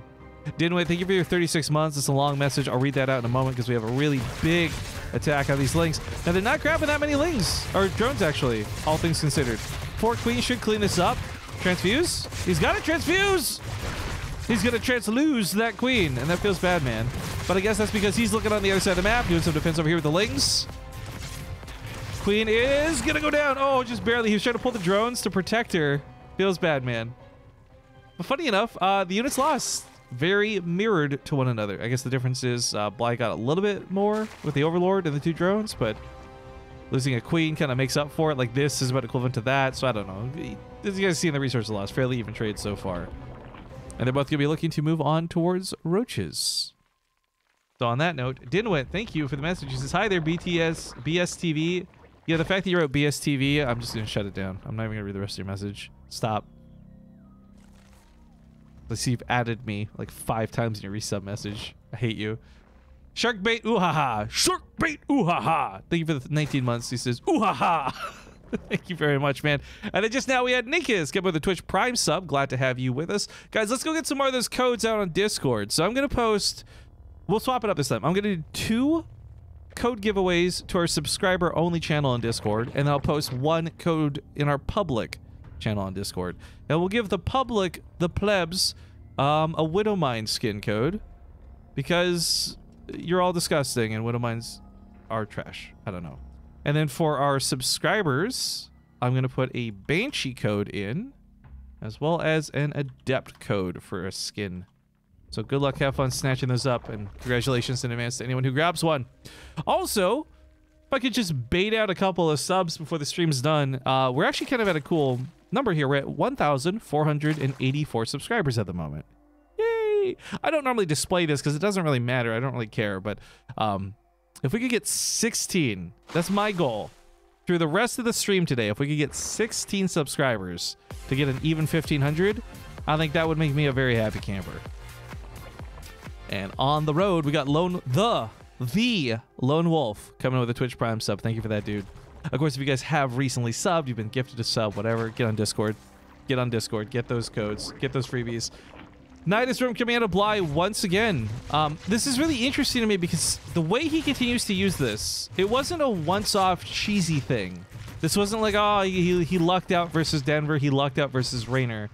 Like, there's some very cool ways Bly is using this Nidus Worm that reminds me kind of the way Terrans use Medivacs, or I'd say Protoss use Warp Prisms, but these Nidus Worms don't have 6-range pickup, and they do cost gas after all.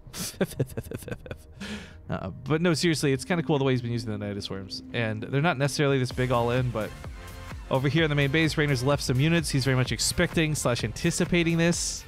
So that's kind of cool to see. But yeah, Bly's Nidus Worm will likely not be wasted. We'll see what his plans are. Is he starts swapping out to possibly Aspire for the time being. You know, we've seen a lot of ZVZ at Bly today, and I talked briefly about how he likes to go 8 or so Mutalisks. But we haven't seen that yet. We might finally get to see that this game. B Select, thank you for your Twitch Prime sub, joining us here in the club. And Flotch comes in with a tier 3. Again, people wasting money on this channel with tier 3, but I love you for it so much. 34 months, he says, let's get this done. Yo, Flotch, I'm gonna be real, dude. Seeing Deadpool with you guys is still probably one of my favorite memories of last year. Like, on the real. But a nice one comes over the top side. We got a couple more subs. I'll show. Whoa, no, it's not even just a couple more subs. It's a lot of subs. All right, thank you, Flotch, for that. Big love in a sec. Nidus Worm on the right side. It's a bit of a startling sound. Raynor gets caught by this, like, I guess a little bit of fear. Backs away for a moment. The Roaches don't chase into Bly, which they could have done, and certainly punished him for. Bly's down a lot of army supply, and his Roach count's not quite matching, but a lot of that's because he's banking up minerals and gas, and I think anticipation of doing some, if not a Nidus Worm, at least Mutalisk play. But, damn, Flotch just gave out 15 subscriptions. So, first off, thank you, Flotch, for that. If you guys got gifted a sub, congratulations. Please be aware, though, there's a bug with Twitch right now that while we offer ad-free viewing, if you got gifted a sub, you have to refresh the page before it kicks in. Otherwise, it doesn't work. So if you were lucky enough to get gifted a sub, hit refresh after this game's done. That way you don't get any commercials while you're watching the channel. The Roaches dive in over here to the third base. Of course, Raynor's been all over the map trying to respond to, like, nothing, and it's kind of really interesting the way he's been freaked out by these attacks out of Bly. Like, he's heard 3 Nidus Worms and seen none of them, so it's big questions as to where they are. Responding all over the map the way he was is not at all unsurprising, but look at this. Bly, having successfully drawn most of the units down south, tries to go to the main base once again. Luckily for Raynor, he did leave some units there, so it's not the end of the world, but Bly, if he can get up there, is certainly going to do a lot of damage. Also, this Mutas we had talked about over here, chasing down the Ravagers, grabbing a couple of Roaches. These units, of course, can't fire back, and with the Ravagers being gone, Bly can defend Roach to Roach on this one. Like I said, his supply count's not looking that great overall, but he can take this Roach fight with the Mutas, especially with the Mutas. But he doesn't come back home to defend. Are we getting a base trade on our hands? A ZVZ base trade, perhaps? As he comes across the map with the full might of his Roaches, goes to the third base once again of Raynor, decides not to dilly-dally, now moves on towards the natural base. Roaches here, back away, providing an opening for Bly to get in here. Was this a mistake out of Raynor? The Nidus Worm's going to be killed, so there's no coming back home. There's no retreat. We're actually in a weird ZVZ base trade. Like, straight up, Ace 1, Ace 2's in the chat if you got him, guys. This doesn't happen often in the ZVZ, but we're seeing an attempt to happen here. Bly's going to snipe the hatchery. He has not successfully killed this base, but he denies the natural base. He's lost so many workers, though, on the other side of the map. However, Mutas guaranteed that he will eventually clean this up. The question is, who ends up taking more damage from this? I think the Mutas will be the kingmaker in this game, if we're going to be completely honest, but Bly is starting to dwindle out a little bit here. His attention, I think, has been more to the defense at home rather than the attack on the other side of the field. So he's lost most of his Roaches and the majority of his attack power. But now that he's finally cleaned all these up, he's got how many? Oh, no. Am I lagging? What's going on here? Test? Hello? Game? Oh, my God. Did you guys see that? It, like, hung for a second. I'm so confused. Okay. Well, anyways. No, cool. StarCraft just crashed for no reason. Awesome. Why? What the front door just happened? Too many subs. All right, Take TV. Please don't copyright strike me. I'm going to try and play capture.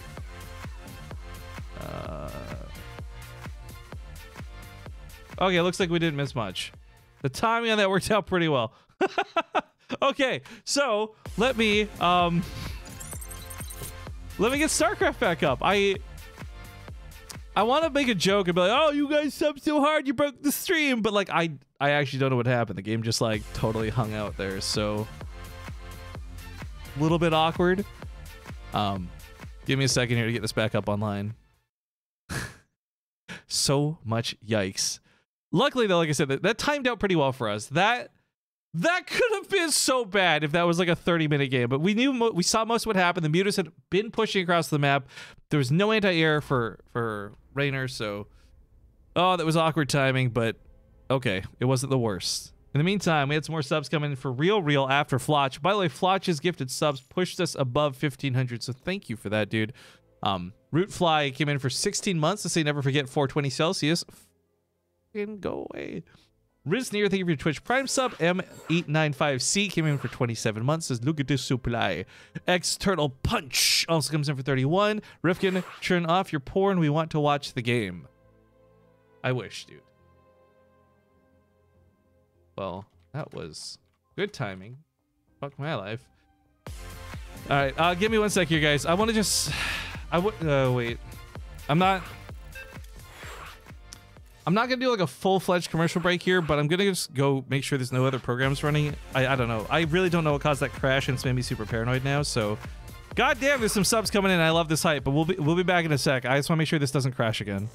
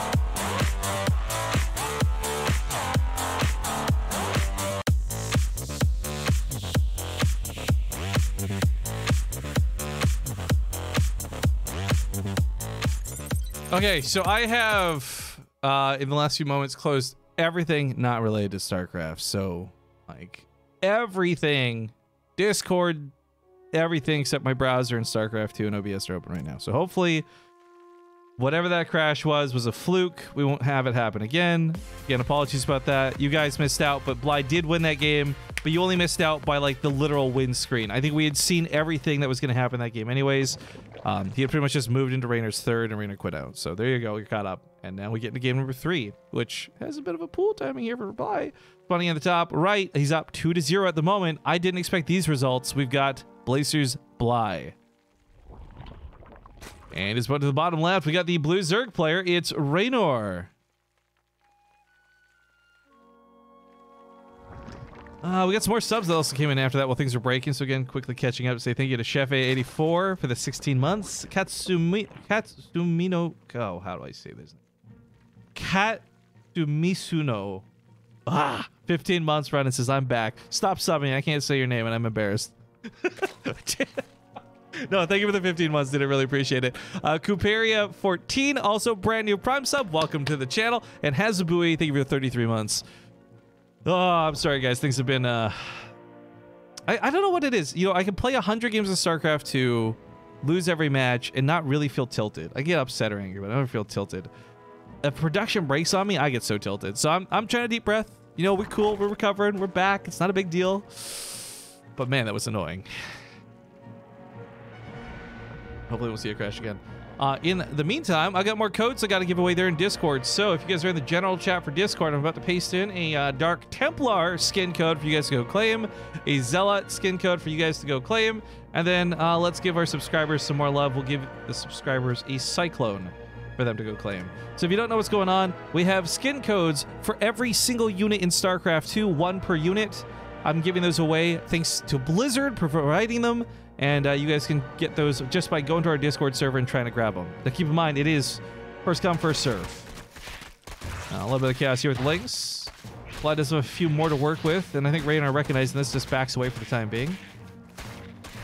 With the Queen, he's got a lot of extra firepower. This Queen is like having an extra 4 links in your fight, so easily makes this a bit more defensible. I don't think we'll see this hatchery die. At least we shouldn't. Queen's also caught on the wrong side of the Zergling, so a little bit awkward there, but she backs up, taking minimal damage, letting her own links fight for her, and while a drone maybe dies, Raynor should clean this up now with relative ease.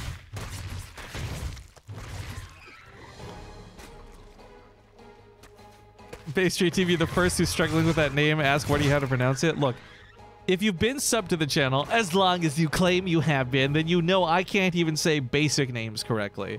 Where, can I get an exclamation mark at home in the chat? Fuck my life. I've had some bad shoutouts before, but that one's probably still the worst of all time. I have no excuse for that one. Other than that, it was all lowercase when I saw it, even though it's not, so it's clear to everybody else what that name is. Yikes. Now, Lynx managed to dive into the natural base, segments a couple Lynx off to go for a kill on the drone. The rest of the Lynx head up to the main base. No Queen over here, so he's going to have to pull drones to deal with this. Raynor predicted the drone pull out of Bly was really cool. He started backing his Lynx away before the drones were actually pulled. But the micro out of Bly pulling that drone away, keeping it alive. Ooh, I like this. Good control out of both players. Bly, though, is up a considerable amount of workers. And more importantly, has a third... Excuse me, not Bly, Raynor. I'm confusing them now. I keep saying the wrong names. Apologies, guys. But Raynor's up a considerable amount of workers, and more notably has this third base on the way. And this could be a huge advantage, but I do express a little concern because if not careful, this could also turn into something where it's just a big exposed weakness that a player has to look out for.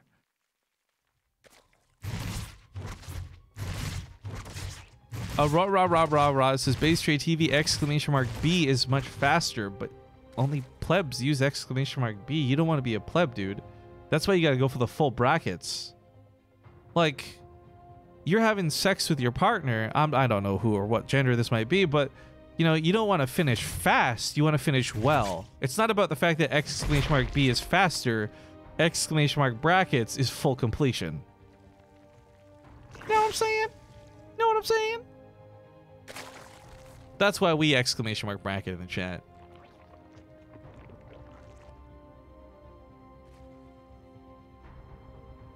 But, all right, good clean up this Overlord from Bly. Raynor's got a very considerable amount of links. By the way, speed's about to kick in, and neither player really has banelings ready for this fight. So when it comes down to it, it's gonna just be about numbers. And right now, those numbers are looking pretty good for Raynor, as he's just got more. Bly desperately tries to go for the wall off, but he doesn't land the second Evo chamber, so Raynor dives right in. He starts with a huge concave of the links, tries to fall back behind his queens. Remember, these queens are worth a lot of extra damage, but even with these transfuses, they're not quite holding up to the links. Big damage out of Raynor coming into Bly's base, and Bly might not be able to hold this. Bailey's morphing in right in the front line so boldly, so confidently. GG! Raynor takes the game. Finally puts a point on that board, and now the score is 2-1.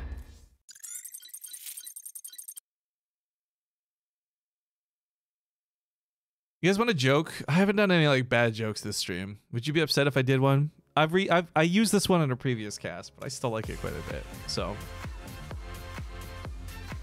I'm going to try and animate this a bit. Actually, get to Port Alexander for the next map. Is that gonna work? Okay. So there's two dudes. Shit, I'm being invited to the game. Hang on.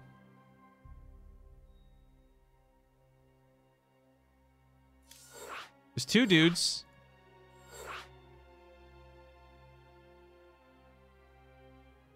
And they're about to get into a fight with each other.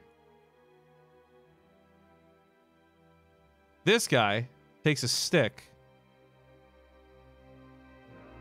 And he draws a line in the sand. And he tells the other guy, if you cross this line, I'm going to punch you. This is the punchline.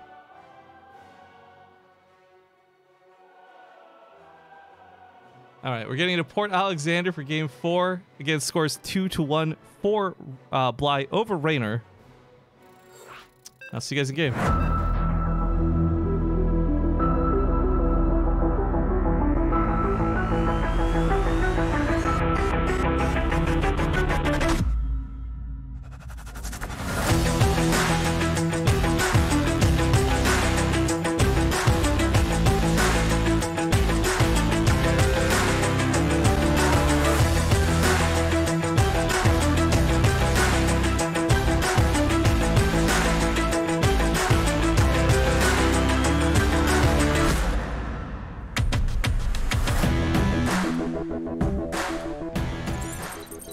Wow, you guys having some really strong reactions to that joke I told. You would probably not like if I told you another one. Like, I said to Zombie Grub the other day, I need to go see a doctor. And she said, which doctor? And I said, no, the regular kind. All right, welcome back to the best of 7 finals. Spawning here to the top left side of the map, we have the boy with 1 point on the board. It's Raynor. His opponent at the bottom right. It's up 2-1. It's Bly. But keep in mind, this is a best of 7, so I mean, this is still just the start as far as I'm concerned. Couple and several more games to go, but I did like what Raynor had done that game. Bly seems to be. Sorry, I'm trying so hard not to react to Twitch chat, but I can't be alive anymore after that joke. Got me. I liked what Raynor did, because one thing I'm kind of pretty clear on at this point is Bly has found some magic here with the Nidus Worm. His Roach play, his Macro play, and his Nidus play all have been amounting to some pretty nice wins in ZVZs. Not just today, but has certainly been working even here against Raynor in the finals. So the idea that Raynor might want to get aggressive in several of these games and continue playing with Lings, Raynor's best known for his Lings. He's not best known for his Roaches, so I like that he's playing to his strengths. But secondly, if he can shut Bly down before that part of the game comes into play, then suddenly you don't have to worry about it. Also, I gotta go give away some more skin codes, because this finals is flying around. So let's go. We're gonna do a drone code in the sub chat. We're gonna do a Brood Lord in the public chat. We're gonna do a Roach skin in the sub chat, and we'll do a Medivac skin in the public chat. So all these codes I'm giving and pasting there into the Discord server for BaseTradeTV. If you want to claim some of these codes or have a chance to win some cool stuff, again, be in our Discord server. We're pasting them for everybody to claim, but also some for our subscribers only to claim. How many skins do you have? I have 4 skin codes and even more. The Queen gets picked off. That's actually a nice grab there for Raynor. Not devastating to Bly, but that's a pretty big unit to lose this early in the game. I mean, sorry guys, I have 5 skin codes or more. 3 skin codes? I don't know how you want to phrase that. You guys are getting really, you seem to not like the number 4. I know that in China, number 4 is bad luck, but I didn't think we'd have a bunch of Chinese viewers for the European broadcast. My bad, I didn't read the room. I misunderstood my audience. I apologize. I just thought as a bunch of Europeans tuning in, you wouldn't mind if I started talking about 4 skin codes that I was giving out, plus the extras. But I guess I'll give them away in batches of 3 instead of 4, because 4 skin codes at a time doesn't seem to rub you guys very well, or the right way.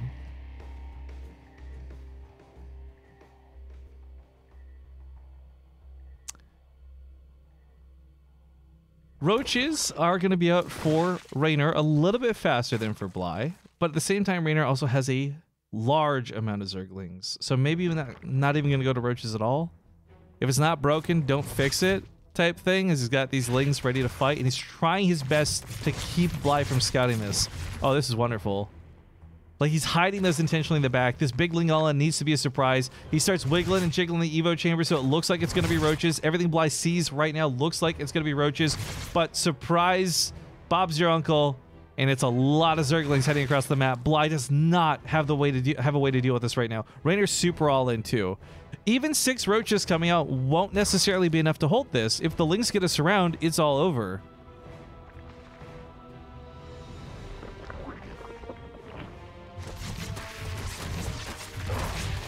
That comes against the wall. Bly's going to layer this wall in by putting more Evo chambers behind it, more roach wards behind it. He wants to try and keep these buildings from breaking. They're the only thing keeping the Lynx out of the base, and if these get in, those roaches are going to get surrounded. But, oh, well, he might not be able to fully commit right this second. He just denied roach speed, which is going to buy Raynor a lot of time. No one's moving across the map anytime soon with slow roaches.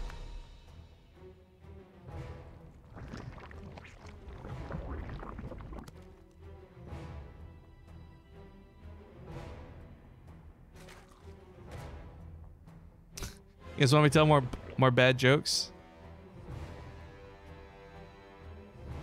I mean, you've heard me tell some of these jokes that take a long time.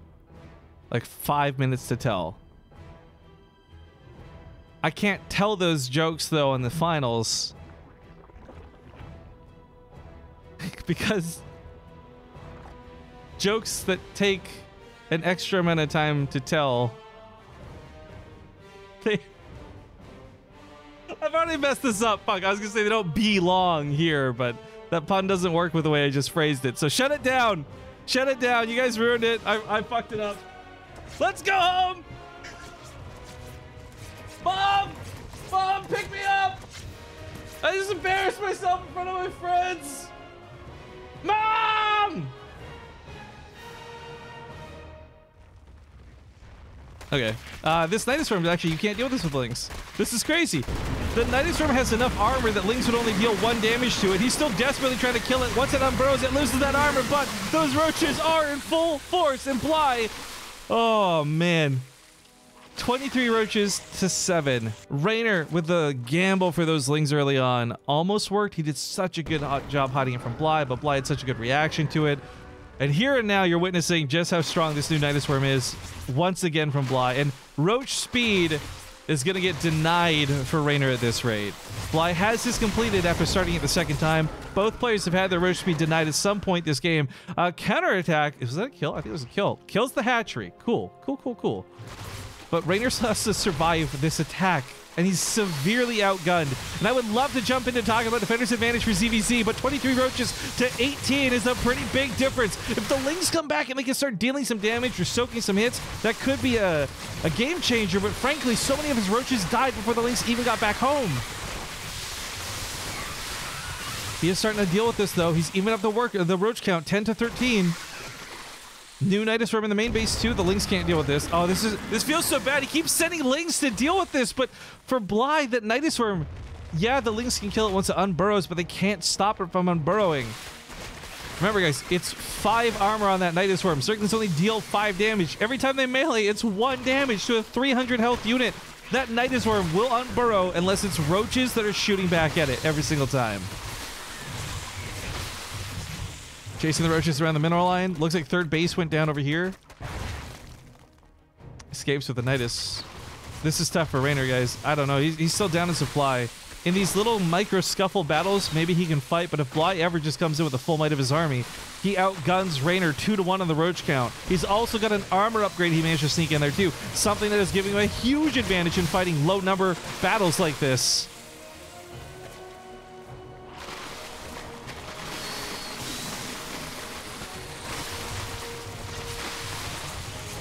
And that's probably gonna be it. Man, I'm a little bit in shock here. Not because Raynor is now in his last life or anything like that. Because 3-1 for Bly, he wins one more, he locks this down. The part that has me a little bit in shock is that the Nidus Worm looks so impressive. Don't get me wrong, I feel like the Nidus Worm has always had a really cool aspect to it, right? We've all seen those hype games, the Nidus Worm comes out, woo! But I don't know if it's just the armor, if it's the new unload speed. But Raynor is a fantastic Zerg player. One of Europe's best Zerg players. But he's making it, like, Bly is making this Nidus Worm look so broken. Like, Blizzard nerf when? Oh, I love this, guys. I would like to share with you, I just got a really wholesome message. It's set my heart aflutter, and I'd like to share this with you guys. Unban me, please. I was wrongly banned. Unban ASAP. Dude, unban me. You dick. To which I replied, $10. To which he replied, what the fuck? You're a... I'm not gonna say the next word. At least be a good-looking one, and I might pay $10. You goddamn cow, unban me. You're a Gold League caster, so obviously it looks good to you, GTFO. I'm just gonna go ahead and block the guy. He's not worth talking to, obviously, but I love this argument, and it gets brought up all the time on the channel. Yes, I'm ready. Sorry, tell the players we're ready. Rifkin, you're not a higher league, so you can't cast the game. You can't talk about StarCraft. You're not qualified to do it. I'm a Twitch chat GM. But like, here's the thing I noticed in other people's careers, right?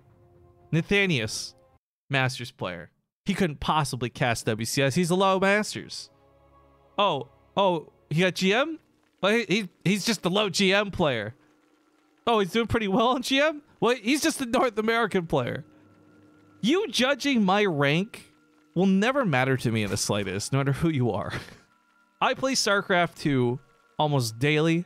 I love this fucking game. Sure, I play more co-op than ladder, but I don't give a fuck about your opinion, because I got 6,000 people here to hang out with me, and you're no longer one of them.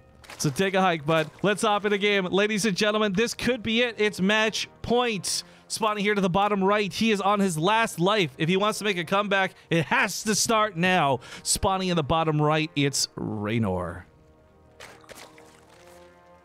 To the top left, we have the red Zerg player from Blazer.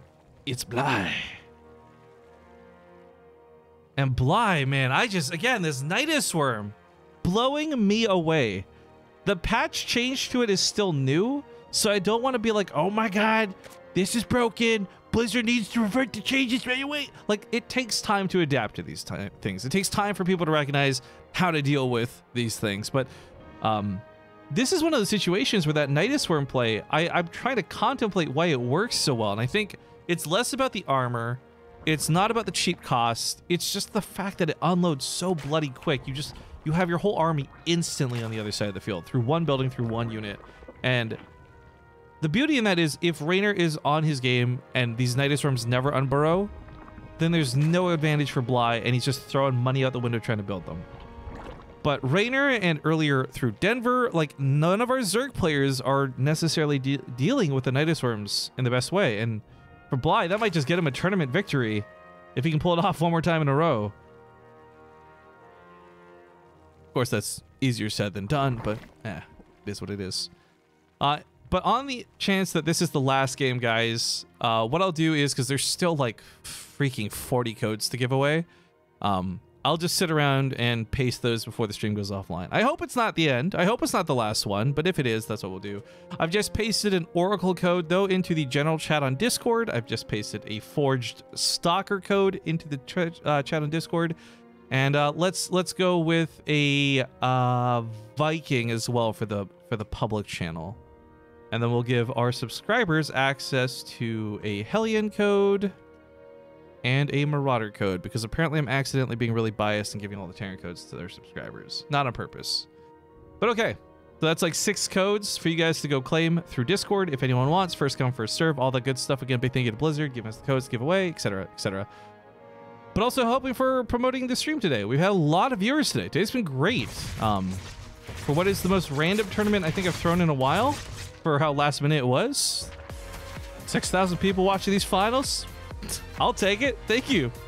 Maroon Pirate. Yar. Thank you for the 34 months. Unblock me. I'll live all the live to BaseTradeTV. Thank you for the... I didn't get the message. Thank you for the sub. I'll take it. Also, I missed it earlier, but Nidits, thank you for your 200 bits. Man, I'm sorry, guys. I got really caught up, distracted by looking at the game. If I've missed anyone for shoutouts, it's not on purpose. Please know I really, like, whether it's 1 cent, $1, a sub, I really always appreciate it. We can just make cool content happen thanks to you guys. And sometimes they fall a little bit behind because I'm a terrible streamer. But thank you all nonetheless. I don't know how guys like Soda Pop do it. They get like a donation a second, a sub every second, and they keep up with it. I'm always impressed by that. Curiosity, where are the majority of viewers from today? That's a great question. Do we want to pander to countries? I can do that. Looks like the United States is rocking 53% of all the people tuning in right now. Canada, hell yeah! 8% feels bad, man. Germany at 4%, Sweden at 2%, and then Netherlands, Romania, Poland, Russia, Norway, France, and everywhere else in the world at 1% or less. Everybody tuning in today, though, no matter where you're from, thank you so much. It is cool that there's so many people from the U.S. tuning in at such a not necessarily U.S. time-friendly tournament, though. So all you slackers who aren't at work, high five. Now, Bly is the one who actually goes for lings this game. Sorry, I've been really distracted. I didn't even realize because they keep swapping colors, I think. But yeah, Bly ends up being the one to go for the lings. He gets cancel on this third base. Well, kill. Excuse me. He'll get a kill likely on this third base. But Raynor's got all the roaches in play. And you'll notice Bly's forced to do a bit of an old school response to this. He's building spine crawlers. And he's doing it in the main base because he's worried about the timing of building these in the natural base. But Raynor's not actually going for a big roach attack. He's actually got a pretty good worker count. He's re-establishing his third base, and he is, more notably, droning at the moment. So Bly perhaps builds a lot of roaches, maybe overreacts to this. He's still going to have an army that he can fight with. But I think through economy, Raynor should be killing it. I mean, 11 workers up and taking a third base while Bly still has none? That's a big deal.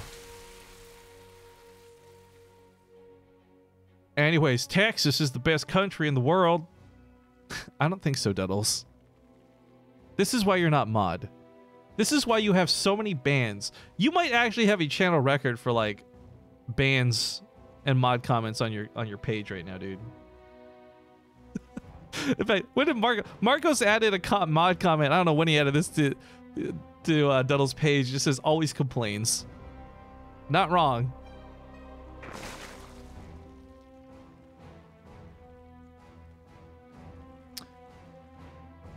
Diet soda? Congratulations. Also, woo! Maroon Pirate comes in with a 1,000-bit cheer. Thank you for that.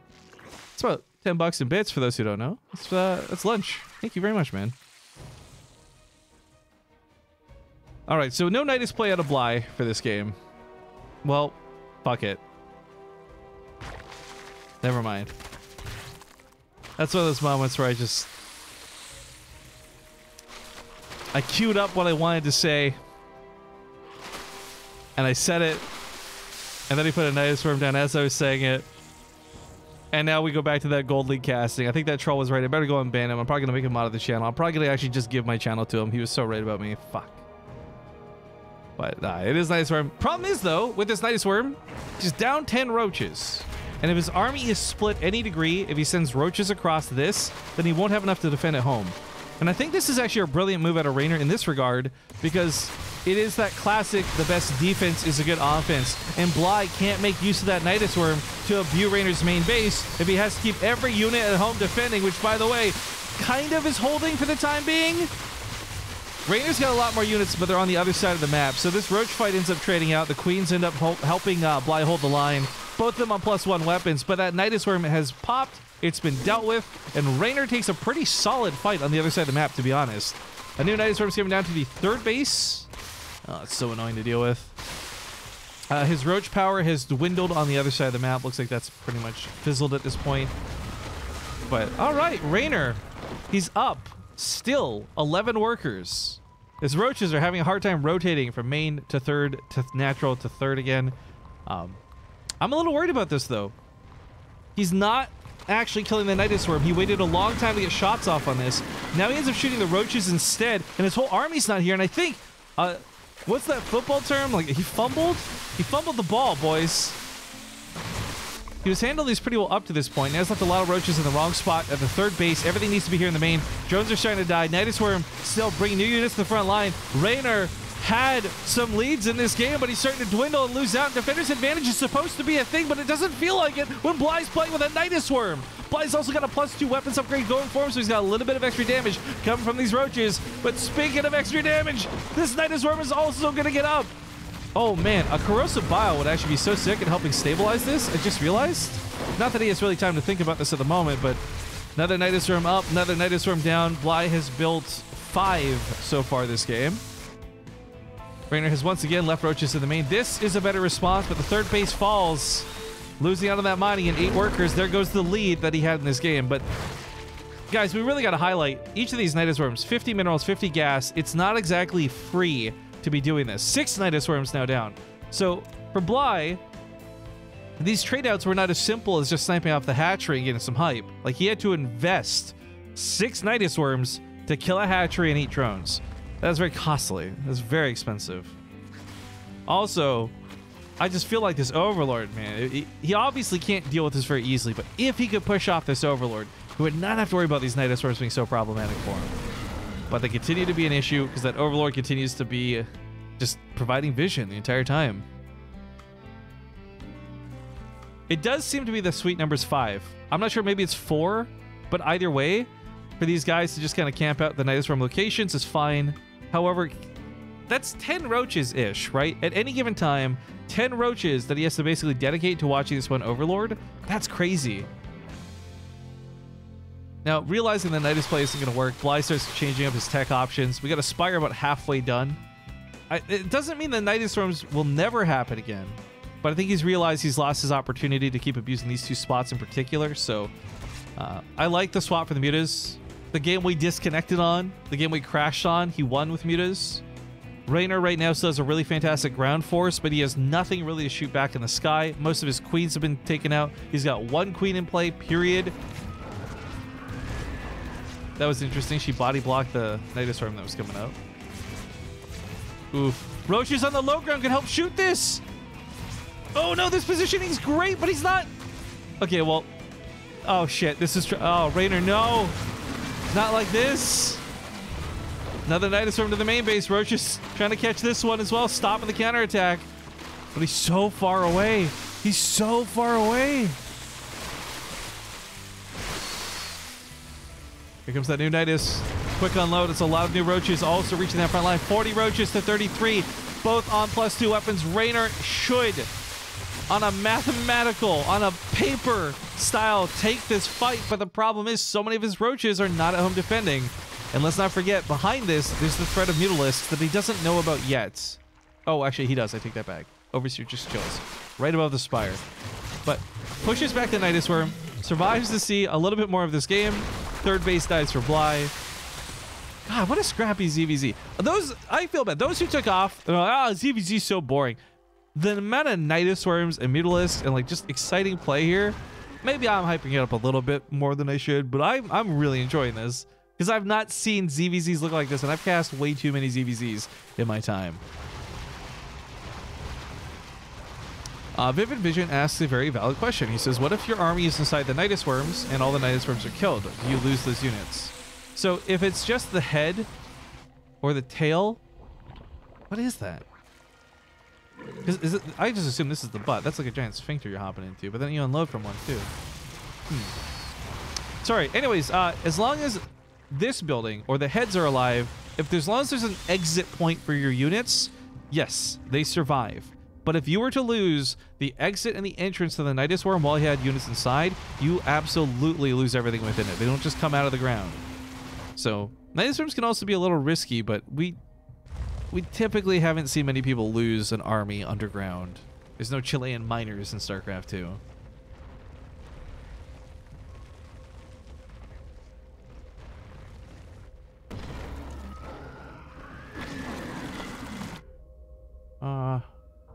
Tunneling Claws and Burrow. Raynor's really investing in the roaches this game. I like this in terms of like getting away from the mutas. You know, maybe burrow the drones so they don't get caught. Roaches in the middle of the map can walk under it. But, ooh, Bly manages to snipe off a lot of the Spore Crawlers. These Spore Crawlers are the only really reliable anti-air, so he's sacrificing the roaches. He says, I'm okay losing these if you have nothing left to shoot my mutas. That's so dirty. But there's a lot of queens. They're taking a good fight. Queens, when they focus fire, can beat mutas, by the way. This is such a silly thing to consider, but transfuses are that powerful. And as you can see here, some of the mutas are getting focused down. Some of them are just spreading their damage, so a little bit difficult to control, but Raynor holds. Bly also just lost 13 drones on the other side of the map. Roaches getting some nice kills, lots of damage, and Raynor, he's up double the supply. He's up double the workers specifically. He's up double the army supply. I mean, sure, none of what Raynor has really reliably shoots up outside these queens, but there's also no way those mutas kill all these roaches before they kill Bly. Like, this game is looking pretty solid for Raynor. I would be shocked if he was able to throw this game away. In fact, Raynor should seek out a career in StarCraft 2 instead of baseball if he's that good at throwing. But I think he knows what he's doing. He's playing very cautiously. Mutas are so terrifying, especially when you're in Raynor's position. He's on his last life in the tournament. And need I remind you guys, it is 3-1 in this best of 7.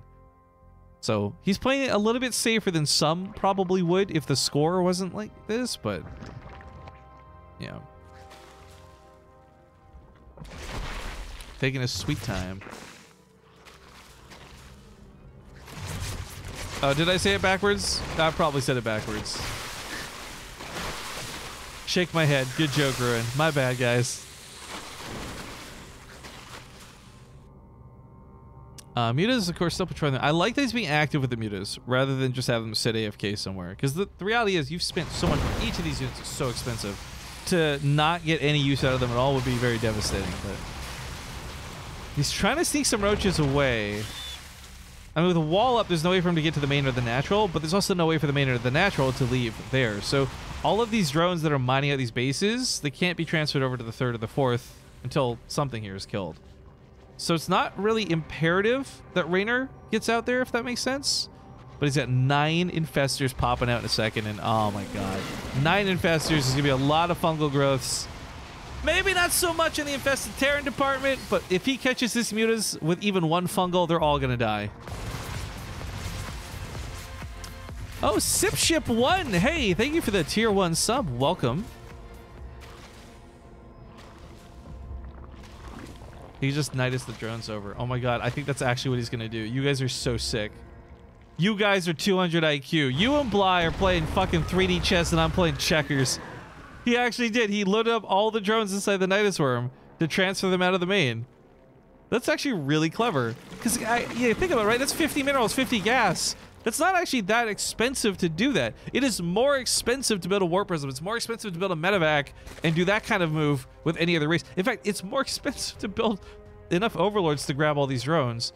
The Nidus Worm actually ends up being kind of the cost-effective choice in this situation. Although the argument could be made, you make 1 Overlord and shuffle them all over. It's cheaper, but they'll take forever.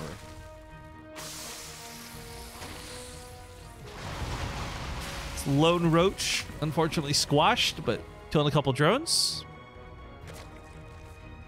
I do like that Bly's actually investing in a spine crawler here. I think this will be really helpful for stopping small run-bys like that, but let's not forget, there was 9 infestors made this game, and they've been popped for a while. They've got energy cooked up.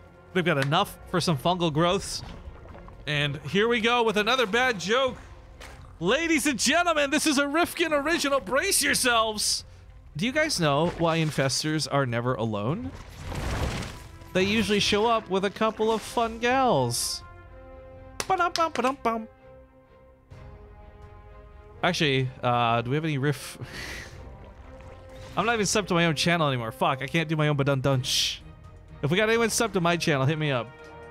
Anyways, carrying back into the game, the seriousness of these infestors is terrifying. There's so much energy through all of these units. There's gonna be so many fungal growths thrown out that Bly, if he gets caught, like I said, once, his units are dead. There's just so much that Raynor can spam. So we might have a base trade on our hands. And if we do have an actual base trade on our hands, I think Raynor wins. He thought for a moment about coming back home, but he continues to push across the map. And I really think the strength of these infestors should not be undervalued. Because no matter what unit they're fighting against, fungal growth is 30 damage. It keeps units slowed down pretty much in place. Raynor's going to take every fight he ever wants with this army. In fact, he's walking home specifically with those infestors, donating a pretty awkward fungal there. We've seen that Bly has split his mutas a bit in anticipation of this, but All right, Raynor collects himself. A moving on the other side of the map is all he really needs to do. There's a big fungal. Here's a couple of festive terrors. Another fungal lands. Another fungal lands. It doesn't even matter how inefficient these fungals are. As long as they hit these mutas, they're dead. GG. Raynor puts a point on the board, and this boy's not going down without a fight. Now, this is a best of 7. The score is now 3-2. Raynor is still on his last life, but we're working our way through the map pool, and there's only 2 maps left. Folks, I gotta talk to you real quick before we get into this next game, though, because we are gonna go to commercials in a second. First and foremost, big thank you to Blizzard for helping promote today, all that good stuff over there. They're doing this with their War Chest promotion, which is cool. We are part of the affiliation program for that, so if you like unit skins in the game, if you want the building skins, which, by the way, this is the first time ever Blizzard has done building skins in the game, make sure to buy the War Chest, make sure to claim the XP, all that good stuff, but do it with our link down below, or type in, I don't think anyone wants to type this in manually, but there's my shortened URL over there. Point is, if you guys could, please bless me by watching this ad and possibly purchasing the War Chest. Feeling uneasy about StarCraft's future? The future. Are you unsure if you can afford a War Chest? War chest. What about WCS? WCS. Well, don't fucking worry. Win it. Check out the War Chest. Quit wasting your day grinding the ladder and losing those precious ladder points. For a limited time, you can level up your War Chest, unlock skins just by simply watching BaseTradeTV. Monday through Sunday. Sunday. Lots of skins. Hell yeah, there are. Buildings too. We also get part of the sale. Cash money. Just use our unique link or click below the stream. Contributions from the War Chest will go towards funding BTSL Season 3. While the War Chest and the affiliation we have with it are thanks to Blizzard, please understand that the thoughts, opinions, shitposts, and memes we represent do not represent Blizzard Entertainment. There are no side effects. This isn't a drug, but if it was, and if there were, they would include became slightly taller, muscle definition, sexual appeal, larger general sense of well-being, and the inability to be tilted on the ladder thanks to all the cool skins you have now to show off. Speaking of building skins, here's a joke for the road. The War Chest is like an emotional wedding. Everything comes in tears.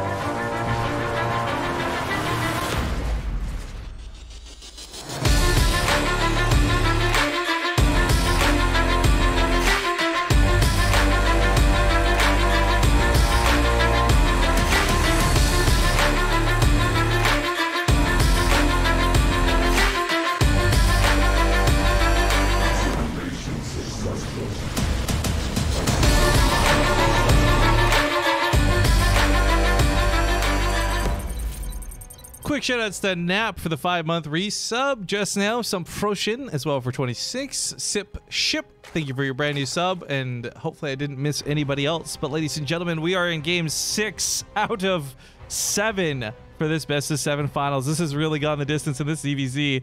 Spawning here in the bottom left, he has started this fight back. 2 points on the board, but still 1 loss away from losing it all. We got the blue Zerg, Raynor. And as for the upper right, we have the red Zerg, Bly. Took a pretty convincing lead in the series. See if he can close it out. Either way, to remind everybody, maybe tell people who are just tuning in, $200 for the winner, $100 for the loser. It's a pretty intense match. We've done a 3-day tournament. This was really a, not micro in terms of like micro in game, but just like a micro tournament. It really wasn't a big blowout thing for this. We just invited 8 players, having a good time. And I hope you guys enjoyed this. To be honest, I know this was like something we threw together last second, and again, it's a smaller event, but I had so much fun with this. Some of our best things have come from this event, like learning about the Warp Prism, the codes, the fucking highlights, the clips, like just so many cool things came from these last 3 days of StarCraft 2. So genuinely, I hope you enjoyed it as much as I did. But guys, I got some more skin codes I gotta go give away into the various chats. So let's get some of these bigger, more badass units out there. Like, let's give away a Corruptor code. I'll put that in the sub channel since people requested some Zerg skins. I got you, fam. We'll put an SCV, Special Forces SCV there into the general chat. And we'll match that up here with a carrier. I apparently have 2 carrier codes. I want to give away every code today. So I'm going to put 1 carrier code here in Discord, and fuck it, y'all. I'm going to put 1 here in Twitch chat. First, the copy-paste wins. Congratulations. Those are for the forged carrier skins. I want to give all these away today, so I don't forget about them. And we don't end up having them stuck in storage, never to be used. I want to give away every code that we have left for today's broadcast. So no matter how long this goes, I plan to give them all away. Just be sure to check up on Discord and grab those codes, folks.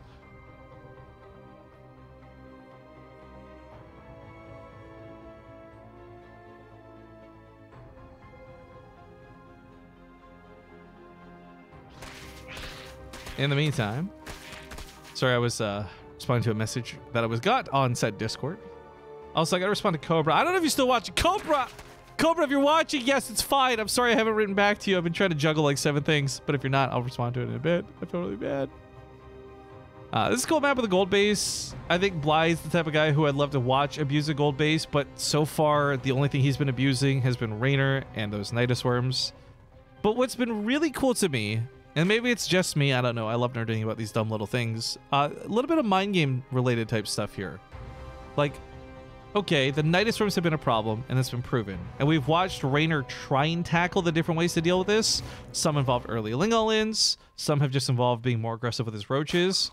So, again, this Nidus worm looks so broken until somebody figures out how to deal with it. And Raynor, we're watching him like evolve ways to deal with it as we go through this series. And that's really cool to me.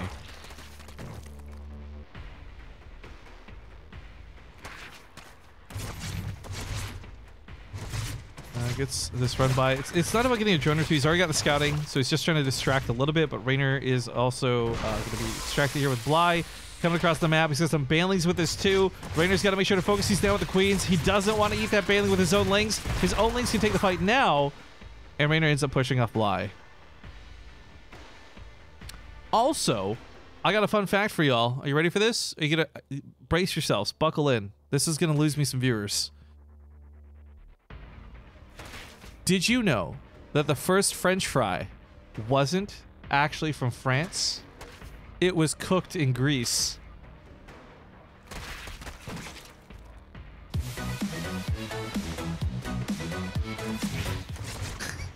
Maroon Pirate, thank you for the 1,000 bits. Again, with some bitty love here in the Twitch chat. I'll have to look at your message in a second. It was pushed out by facepalms, unfortunately. Nice little attempt at a counterattack here out of Raynor. Maroon Pirate wrote, Failfish, I already bought my war chest. Sadness. How else to support BaseTradeTV? Just watch the channel. I mean, obviously, if you want to cheer bits, that's a fucking great way to support it too. But yes, thank you very much for keeping us in mind, even if you didn't purchase it with a unique link. That's still cool, dude. I mean, the thing is, I'm not expecting anything. I've said this on stream. Like, that war chest ad is more... I made it for fun. More of like a downtime filler than a real ad. But yeah, it's cool that you thought about it, man. Thanks. Also for the bits. Bly's mounted a small attack here with banelings, but the fact that the roaches are coming out to push it, this is kind of terrifying. Bly is not really that close to having enough or any of his own roaches out in play. Raynor's attack, I don't think, is so definitive that it'll win the game swiftly, but keep in mind, he's kind of all in with this. Workers were cut, more lings are being made. A Ravager even coming to the mix is kind of neat to see. But if these roaches and the ravagers can kill the banelings, then Bly is going to die to Raynor's zerglings. Vice versa, though, if the banelings get pops off on the lings, there's not that many roaches to actually deal with.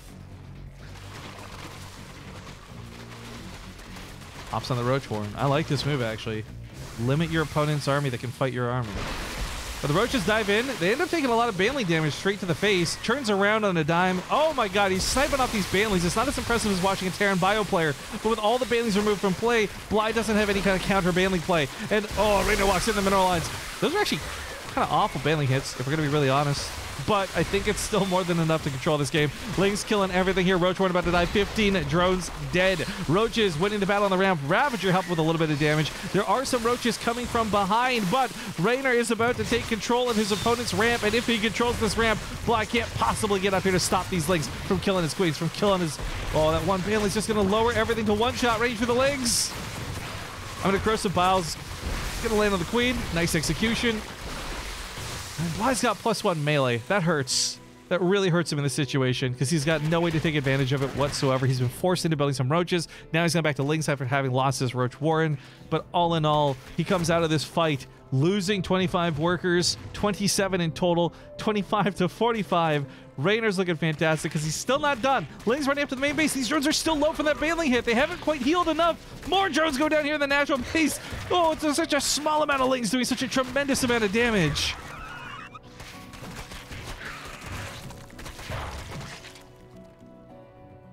I don't know. Bly's not the type of guy to tap out while he has an active army. And I mean, truth be told, Bly's army isn't too terrible, but I just don't think it's enough to win the game. And guys, if Bly loses here, we're going to game 7. We will have had our hypest finals be a freaking ZVZ. But no, honestly, this has been a great ZVZ. This has been so fun. And the fact that this is looking like game 7's got me with a big stupid smile on my face. 2 Baneling sneaking. Oh my god, did Bly not see this? As if he hasn't taken enough damage as is. The worst part is these mineral patches are starting to mine out, so he's starting to accidentally stack his drones. So while these Baneling hits have been kind of weak, these ones might just pay off because they could kill a quarter of the remaining drones in play. Okay, that was kind of interesting. That wasn't a misclick, but I don't like what Raynor just did. He went to target the larva to really kind of cuck Bly's production, right? No larva, no units, but I think the bigger drone hits are a little bit more worthwhile this stage of the game. I don't think it's going to matter, though. I'm talking about, like, perfection here when he's already won. GG. Things are tied up 3-3. We're going to game 7. Yay! Oh, man. Been kind of a wild ride today. Oh, no. Oh, why would you do this to me? How do I display capture? Fucking someone tweeted me salad fingers. Why would you do this? Roy Grantham? Oh, that's not what I want to see coming out of game. Oh. All right.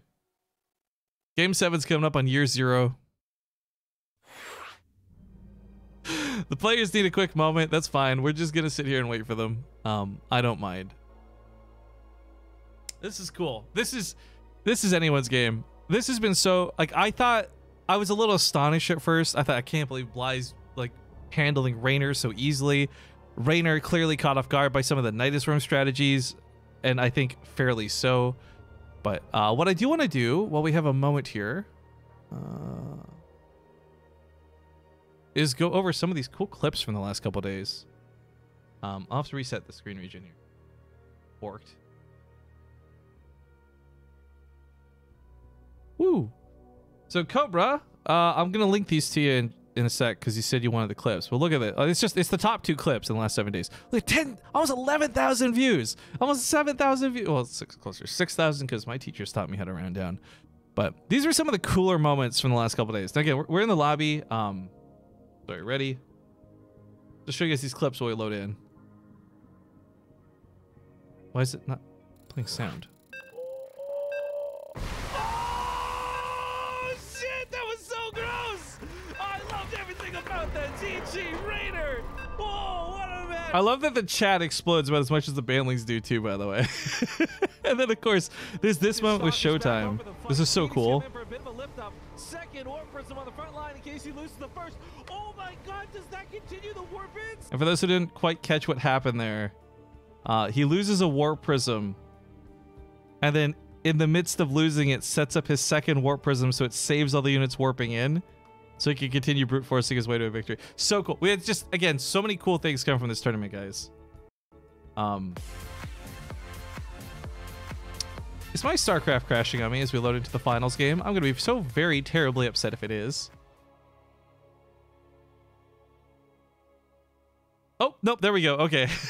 I was just sitting there ready. You guys were about to see white hot rage come out of my face. But here we are. It's game 7. This has gone 3-3. $200 to the winner, $100 to the loser, all determined by this game. Spawning here in the top left side of the map, we've got for the final time today, the blue Zerg, Raynor. And his opponent to the top right, the red Zerg player. He took an early lead in the series, but now he's also on his last life. It's Bly.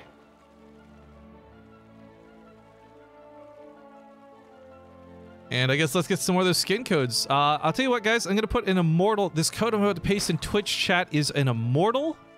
So congratulations to anyone that snags that one. I'm just going to go paste another one of those into Discord. We've got a Phoenix code. I'm putting these all in the public channel, not in the sub channel. Got a probe. Got a mothership. Let's just keep giving these skin codes away. I'm not even done. Warp Prism? You want some Warp Prism, boys? You got some Warp Prisms. All right. And then we'll give the Colossus to our subscriber-only channel, our Void Ray to the subscriber-only channel, do Observer to the subscriber-only channel, then we'll go back to the public channel with a Disruptor. And then the last Protoss unit to give away is the Sentry, which I'll put in the public channel as well. There we go. We've now given away every skin code I have for Protoss. Nope, that's a lie. I still have a Tempest and a High Templar. Let's just put those in the chat too. So congratulations to anybody who gets those skins. I'm sorry, bad observing, but we just gave away every single remaining Protoss skin code available. So congratulations to those who claim them and to those who don't even care. Now we're back in the game.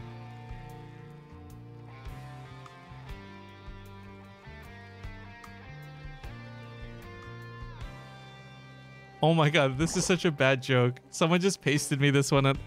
I hope I don't butcher this as I read this. I saw a Korean martial artist holding out a basket of donuts. When I asked to take 2, he said no. I replied, "Can I at least taekwondo?" Taekwondo?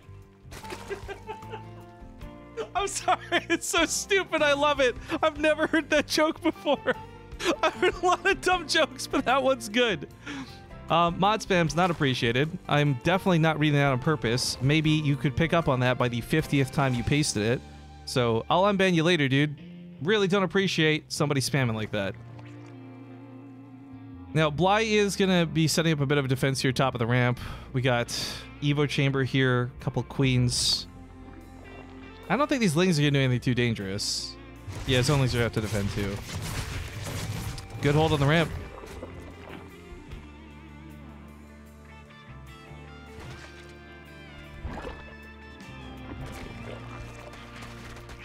One thing we've seen pretty consistent throughout the series, though, is even with things like the Nidoswarms in consideration, even things like the Mutas in consideration, we've actually seen some really good defensive play. Not just in terms of setting up your walls, but also just responding to things. So I'm not surprised here Bly's got this good to go. It's game 7. These guys have gone the distance. But do you guys smell that? What is that smell? It smells like shit. What is that? Oh! Oh, Wardy just subbed to the channel. Wardy, thank you for the 43 months. 43 months. Wardy says I jumped up a few months. Wardy Kapopa. Hey, buddy. Literally unsubbed. Someone gift that man a sub. Don't you ever let Wardy unsub from this channel. No, actually, hey, if you guys didn't see, just because we have a moment here, not that I'm trying to make up for what I said. I still think Wardy's a piece of garbage. Hot, steaming garbage.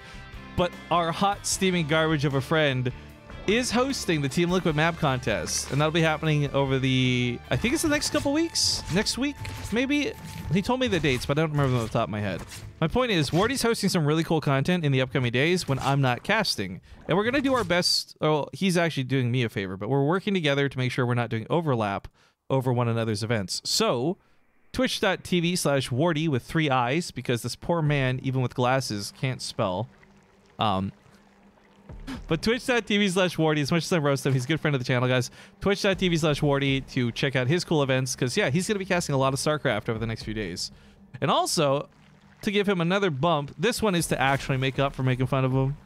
Wardy's been doing some YouTube exclusive casts lately on YouTube. I'm not saying he copied what I was doing, but, you know, I'm also not saying that. The point is, Wardy's been putting out some additional casts on his YouTube channel, and they've been pretty good. I've watched a couple of them, actually, and it's been a lot of the Korean stuff, so if you guys have been hungry for that action, there's a good source for you guys to check out.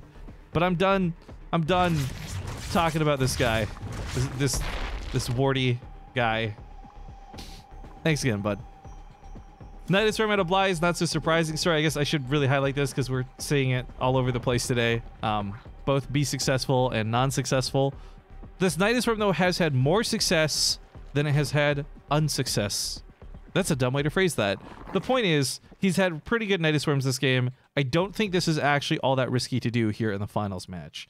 The downside, though, is it doesn't look like, at least based off of positioning, there's enough area to abuse it the way he did before. If you guys remember, he had that one Overlord that was set up between the 2 bases, and he just kept jumping up from main to third, and oh my god, Raynor's already on top of this, so sick. Bly, both Nidus Worms denied here. Not a big deal yet. It's only 50 minerals, it's only 50 gas. You're gonna see Nidus, like, Bly's gonna go double digits in Nidus Worms before he gives up on doing Nidus Worms. You know what I'm saying? So he's gonna keep this up, even if it doesn't work initially.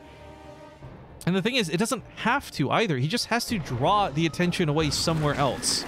So as Raynor responds to a natural base, as Raynor responds to a third base, that's when Bly finally gets the one in the main up. Even if he doesn't get the first 4, as long as he eventually gets it up, that's all that matters. Phrasing, I'm aware, but the point still stands. As long as that Nidus Worm unburrows from the ground, delivers roaches to the main base, it will execute some nice damage. He's also pulled a classic Bly on for Mutas behind this too, but Mutas have been 50-50. They worked one game in this series, they didn't work the other, so I don't really have a lot to say about it, but I do like the way Bly plays with his Mutas.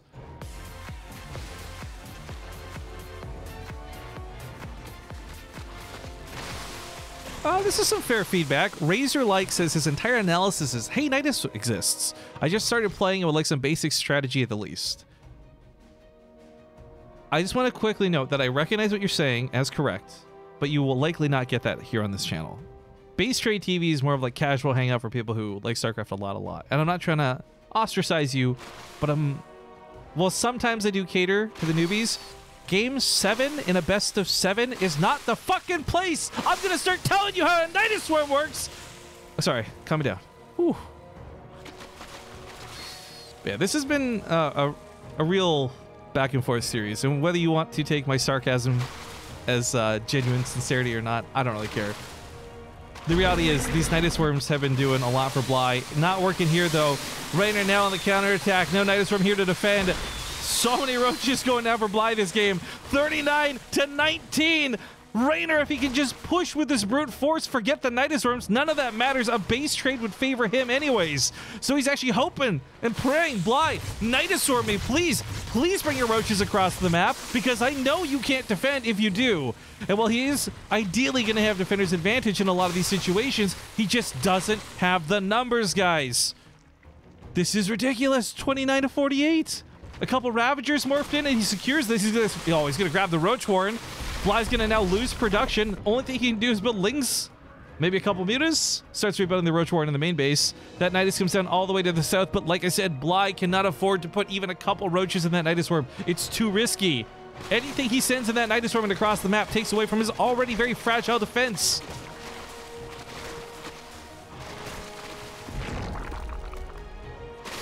Nice snipe on the third. Raynor's actually pulling back. I think he's a little bit more scared of this Nidus Worm than he needs to be. Of course, we have God vision. There's no way for Raynor to know decisively how far ahead he is in the game. We know because we can see he's got a lot more roaches. He's got a lot more workers.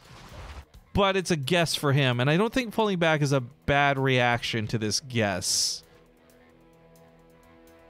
But the mutas are going to... they're not that numerous. They're not that dangerous. There's only like a couple. The time it would take to kill queens, you could build new ones. You know what I mean? So it's not that crazy of the mutas right now. In fact, these queens can take on the mutas. These queens outnumber the mutas. They can't even kill an overlord. Feels bad, man. Base in the bottom right gets discovered as Raynor tried to sneak around the map, so that's going to be a quick kill for him down here. Not a cancel. It's 300 minerals out the door for Bly. As he goes across the map with his own roaches, going to try to do his own counterattack. +2 weapons is done. And as far as these guys cooking up their units, 59 roaches to 36. I believe Raynor has enough at home while simultaneously having enough across the map.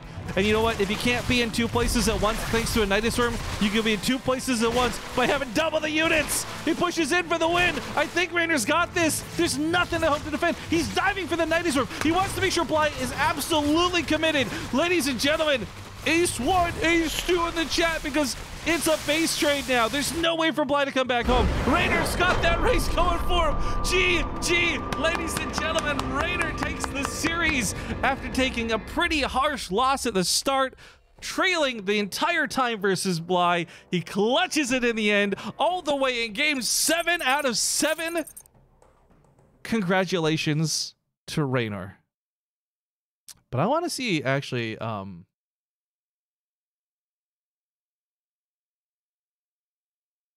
wonder if we can get Raynor on for like a winter interview. I'd love to at least pick his brain about the Nidus Worm. So let me see if I can set that up, guys. If I could get Raynor on the call, that would be really cool. So give me 1 sec. We're just gonna go to a brief break. It's a break screen more than an ad screen. We're just gonna figure out if Raynor is available to take this call. If he is, that'd be really cool. If not, no big deal.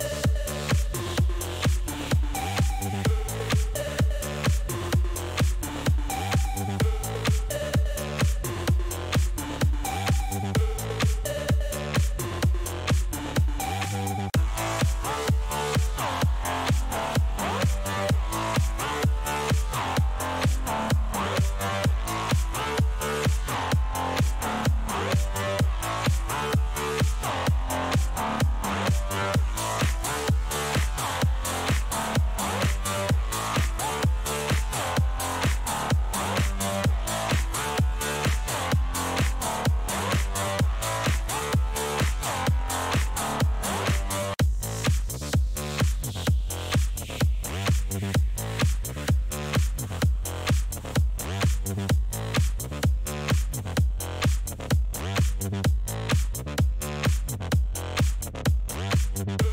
right, folks, I did manage to get a hold of Raynor, and this lovely guy's even using his webcam, so we're going to have to do a bit of a scuffed screen region. Actually, could you do me a favor and angle your webcam up just a bit? It's cutting off some of your head.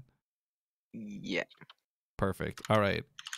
So enjoy this scuffed screen region while I crop Raynor's wonderful face. First off, dude, what a series, my man. What a series. Yeah. Congratulations on winning. Thank you. You've just blown my channel away. This tournament has been so fun. You had that highlight clip, which I'm sure you saw, of the ban links. Yeah. Everyone's been talking about that. And then you just went through this crazy best of 7 finals that went all the way to game 7.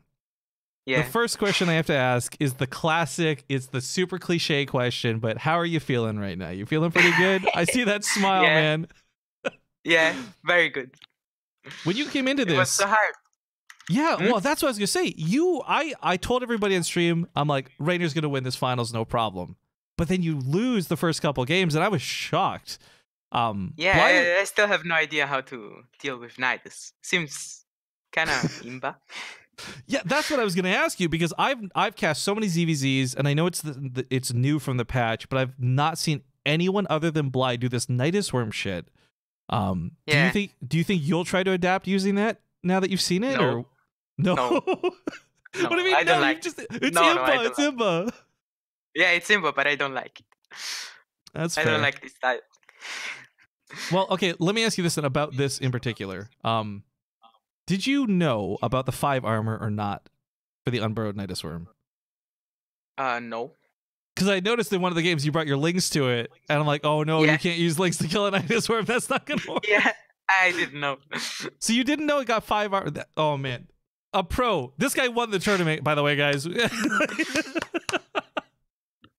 Of course, I guess quick rundown. I'm sorry, I should have done a better introduction because some people in chat are asking. This is Raynor. He's an Italian Zerg player. He's the one who just won the tournament. Are you still 16, or have you had your birthday yet, or how old are Yes. you right now? No, So it's in July. he's still very young. I Yeah. loved, by the way, that group of you guys in Group B was like 3 16-year-olds and old man Bly, and it was you and Ah, Bly yeah, that got out of the group. But yeah, Raynor has he's done a lot of cool, impressive things over time. Last year, obviously, he made headlines with the 10-0 run in a King of the Hill. This tournament, I mean, dude, it's not just that Twitch clip has like 11,000 views on it. We posted on Facebook. That's got like 4,000 views over there. Twitter's got like 6,000 views on it between 2 different... Like, it's crazy and cool and impressive that you can still be so exciting. And I thought I'd seen you do everything, but I've never seen you hit that bomb. So going away from today for a moment, yesterday when you hit that crazy bomb against Geralt, was that something where you're like, yes, I can make this happen? Or was that more like okay, I'm being a little BM? Like, what were your thoughts of that Baneling bomb? Because that was crazy. Yeah, I was sure he was not gonna go robo, so I think it was the right thing to do. But I got a bit lucky because I was thinking that he would do sentries and then I could surround with the Baling Spore Road. Not like explode his arm, but just happened. So people are actually asking about where can they see this clip or what are we talking about? Let me pull this up on stream, guys. Give me 1 second here, Raynor, because we can. Yeah, sure. I think this is a clip worth sharing, to say the least. Yeah. Quick side note, by the way, guys, while I get this up. So people are actually If- asking about where can they see this clip or what are the echo. If you guys missed out on any of this stuff that went on over the last couple days, it'll be up on YouTube later, but our VODs are not subscriber locked on Twitch. So you can all go back at any point and watch the games that you may have missed. But I'm gonna try and this is hard to do because of the screen regions. Put this above Raynor's face. Does that work? Okay, this is kind of ghetto, guys. But here's the Baneling hit I'm talking about. This is Raynor's shiny moment of glory, of craziness. Guys, is this a good game?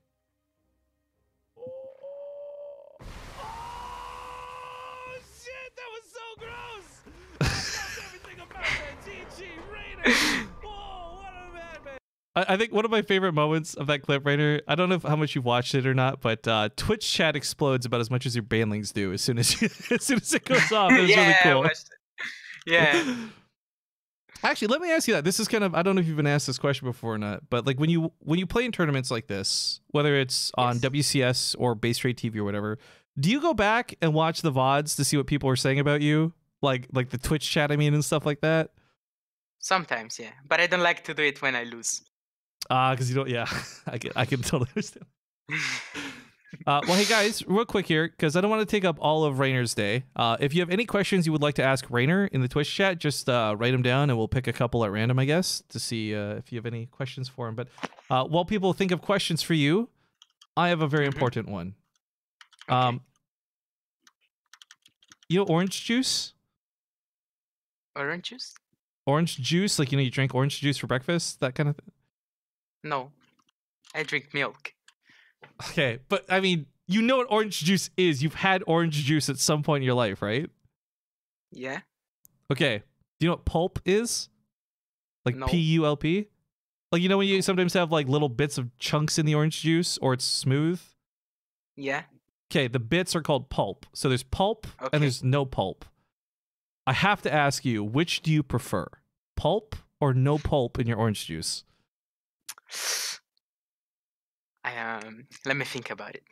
Let me think about it. No, you don't even do it. It's no pulp. No pulp. Pulp is fucking gross. No pulp. No, I like it. I like it. You like Pulp, it? pulp. Oh, Yeah.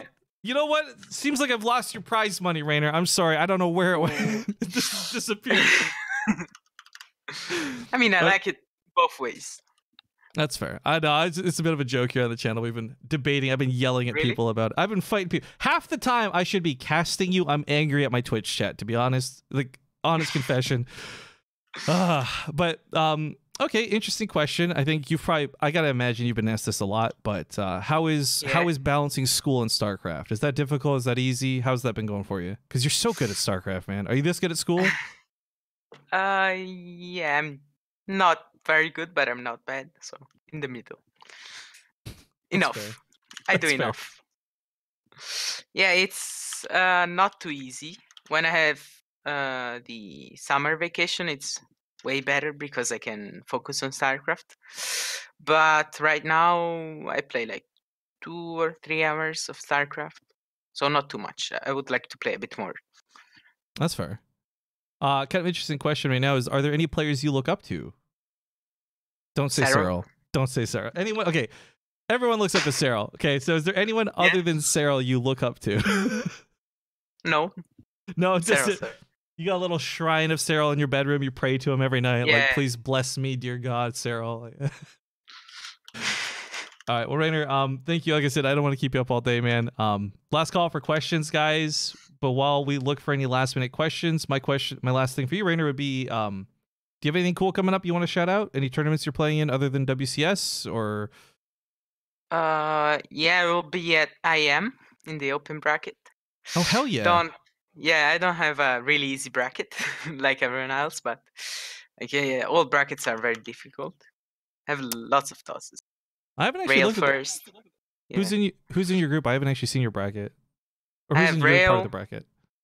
Classic, Parting, True, Creator. Oh, Jesus! Yeah, That's a lot of ZVP. yeah. That's interesting. Someone wants to know if you plan to go to Korea at all this year. Oh, yeah, I would like to. Like for season 2, maybe. How do you feel about that, by the way? Because is that more of like a hangout with other pros in Korea, like a bit of a vacation, or is that like a training camp for you? What do you think? It's both. Like it's Okay. very fun to stay there, and you also train more. Yeah, I So saw that it's- smile on it's a your bit of face. both. Yeah.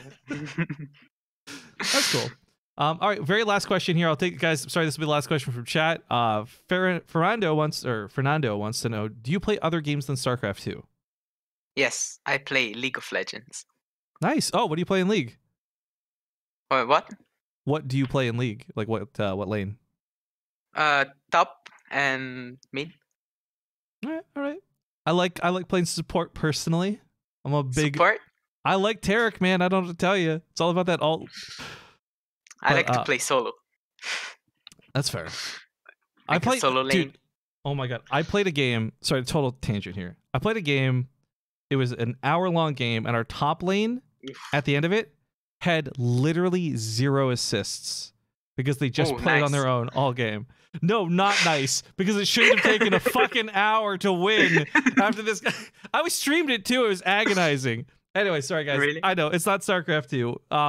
Raynor, thank you again so much for joining me. Thank you so much for playing. Thank you. Congratulations once more. Real quick, I know you were streaming for a little bit. Are you planning on doing any streaming anytime soon, or? Yeah, but not right now because there are so many tournaments and it's a bit busy. But yeah, I do stream sometimes. That's fair. Well, you just joined Gamers Origin. You've got your Twitter handle changed recently. You want to shout out what your new Twitter handle is so people can follow you? Yeah, it should be GO_Raynor. I think Cool. it should be. Cool. Well, good luck with your new team, with your new tournaments. Thank you. I hope you lose every league game you ever play. Nice. And thank you for joining me for the winners interview, man. Congratulations again. It was such a sick series, and have yourself a great day, dude. Bye. You too. All right, that was really awesome that Raynor was willing to hop on the call with us, guys. We don't often get to do winner interviews because it is so just like a lot of these guys don't have mics or webcams, but good guy Raynor's got a webcam and a mic and came on to hang out, which was cool. How much did he make?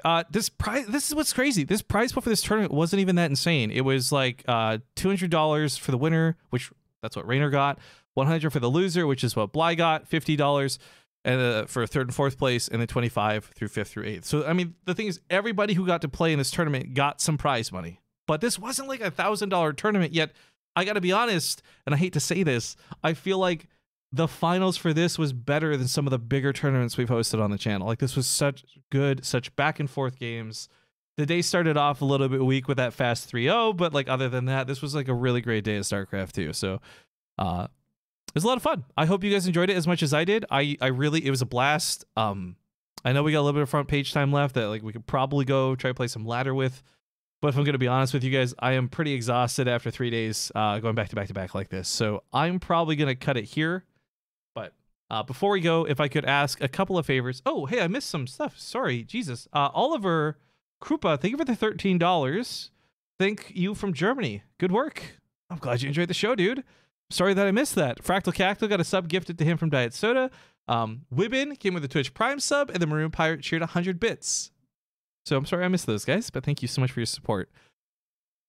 At any rate, like I said, gonna wrap things up. But if I could, before we go, if I could ask you one favor in particular, it would just be to check out the events tab here on the channel, twitch.tv/BaseTradeTV/events, or you can just look at the top and click the events page. Every day I am possibly updating that. Basically, as soon as we lock in an event and we put it on Team Liquid and we secure it for a broadcast, sorry, echo. Then I put it on the events tab. So if you're ever curious about like when's BaseTradeTV going to be live next, well, first off, Discord's going to be the best source of like right now information. But our events tab is there to show you guys what's going on. We might try and host a North American Cup tomorrow, but I also might move that because of how last minute we've pushed this into happening, and I'm just afraid we'll have no signups for tomorrow. If that's the case, we'll just move it to another date. But the other thing I want to point out before we go is I've got a lot of codes to give away, and this is going to take a while. So join me on the BaseTradeTV Discord as we give away the rest of the skin codes that we have for all the units. Because like I said, I think this is the last time we get front page time or anything or promotion from Blizzard with a war chest. So I want to just make sure... Oh, don't look at how many unread messages they have. That's embarrassing. I want to just give away all these codes. So join me in this last moment bonanza as we give away some more codes. I'll put a couple of these in Twitch chat too, just to shake it up. So real quick before we do this, where's that thing? Someone just blizzard.com/redeem. Yeah, blizzard.com/code. I sort of linked this out earlier. This is a real site. I'm not schemazing you. If you log in with your Battle.net account, it'll prompt you with a page where you can paste in these codes. It is very much a first come, first serve type thing. I just realized I closed that when I meant to copy paste that for y'all. Put it there in the Twitch chat, put it there in Discord. But yeah, go get ready to redeem these codes. Bardino says I woke up and you're still streaming. Dude, Bardino, we had a hella good day, man. Thank you so much for joining me here at the very end. But all right, if you want some free codes, these are for the Forged, the Special Forces, and I think Calderim? No. It's Forged Protoss, Special Forces Marines, and Simulant Zerg players. So I'm going to be pasting those in Discord here for you guys to claim. Like I said, I want to get rid of them all today. We got a lot. I'm going to save one for a friend. No, I'm just kidding. We're giving them all away. Mutalisk. Baneling. Whoop, whoop, whoop, whoop. Lurker. Remember, we gave all the Protoss ones away, so I'm sorry, Protoss players. Hydralisk, and now we'll swap it up. We'll put a couple on the subscriber only channel. Let's go with a Viper for our sub only. Whoops. For our sub only. Swarm Host for sub only. We'll do Ultralisk for sub only, and then we'll go back to plebs. Although, granted, you guys are watching me paste these in, you might be able to type it. Probably not. But as I continue to paste these, this is first come, first serve. So if someone claims the code before you, you will sadly not be able to claim that code. Infester and general chat. All right, let's put a Reaper here into Twitch chat. Shake this up. Put a Raven into Twitch chat. Let's shake this up. And then we'll go back to Discord for the remaining few codes that are left. We got a Marine. We got a Ghost. I think Ghosts are really cool, by the way. Got a Liberator. We'll put a Siege Tank and sub only. Reward our subs a little bit. Give some big love to you guys. And then last but not least, we'll put a Thor into the sub only chat. And then I don't know what this code is because I deleted the title. So I don't know what this is in Twitch chat. There you go. Good luck. Have fun. All right. We have now officially given away every single skin code Blizzard gave me to give away. There are other streamers out there who have many of these codes too, such as Zombie Grub and MCanny and everyone pretty much involved with the war chest. So if you guys want more of these codes, you missed out on winning them here. Be sure to check out the other streamers and see what, where, and how they're doing their giveaways. Burry Black Puddings, thank you very much for the 8 months. Woohoo! Today's pretty good. We reached 1,500 subs. Feels good, man. We actually just pushed over 121,000 followers on Twitch, which again, doesn't really mean much because honestly, we don't have 121,000 people coming. So obviously the following count doesn't really matter, but still most of our viewers from most of our broadcasts come from our following page, which is pretty cool. So again, thank you everybody. For those who are subscribed to the channel, I will be posting the replay packs in a little bit of time. For those who want replay packs, you're watching this maybe later on YouTube or something, Patreon, we offer replay packs for $1 less than it costs to sub on Twitch. So consider supporting us on Patreon if you would like some stuff in that regard. Otherwise, I don't really have a lot of crazy shout-outs. Like I said, not really sponsor heavy for this event. This was really you guys who made this happen. You who support the channel, you who sub, you who donate. Like, this was a lot of fun. We even got to split some tips with the mods from yesterday too. So I look forward to the next one of these we throw. I don't know if he's still here because I know he wasn't feeling so good, but big thank you to Dares for helping admin and organize all of this. Did he say followers can't watch replays? No, excuse me. Let me clarify in case there's some confusion. You can watch the rebroadcast. You can watch the video on demand here on Twitch, like right this second. We don't have that subscriber gated or anything like that. What I'm saying is the actual game files, the ones that let you go into the game and study the build and watch the pros, cast the game, those files, those are the replays I'm talking about. Those go out to our subscribers or Patreons only. So these will be up on YouTube probably within the week. Otherwise, you can watch them here on Twitch ASAP. Otherwise, folks, I'm going to probably just rebroadcast this. Today was actually such a good show. I want to get this rerun up ASAP. So thank you again for watching, everybody. There's a lot of other good people who are doing stuff. I think Roddy's hosting like a community tournament, if that's not already over. Otherwise, yeah, I'm just done with the day. I appreciate you all tuning in. Be in the Discord server for updates. Follow me on Twitter for updates. I don't know. I'll see you guys tomorrow if the North American Cup works out. If it doesn't, I'll see you on the 10th. Otherwise, have a good one, everybody. Bye-bye. Feeling uneasy about StarCraft's future? The future. Are you unsure if you can afford a war chest? War chest. What about WCS? WCS.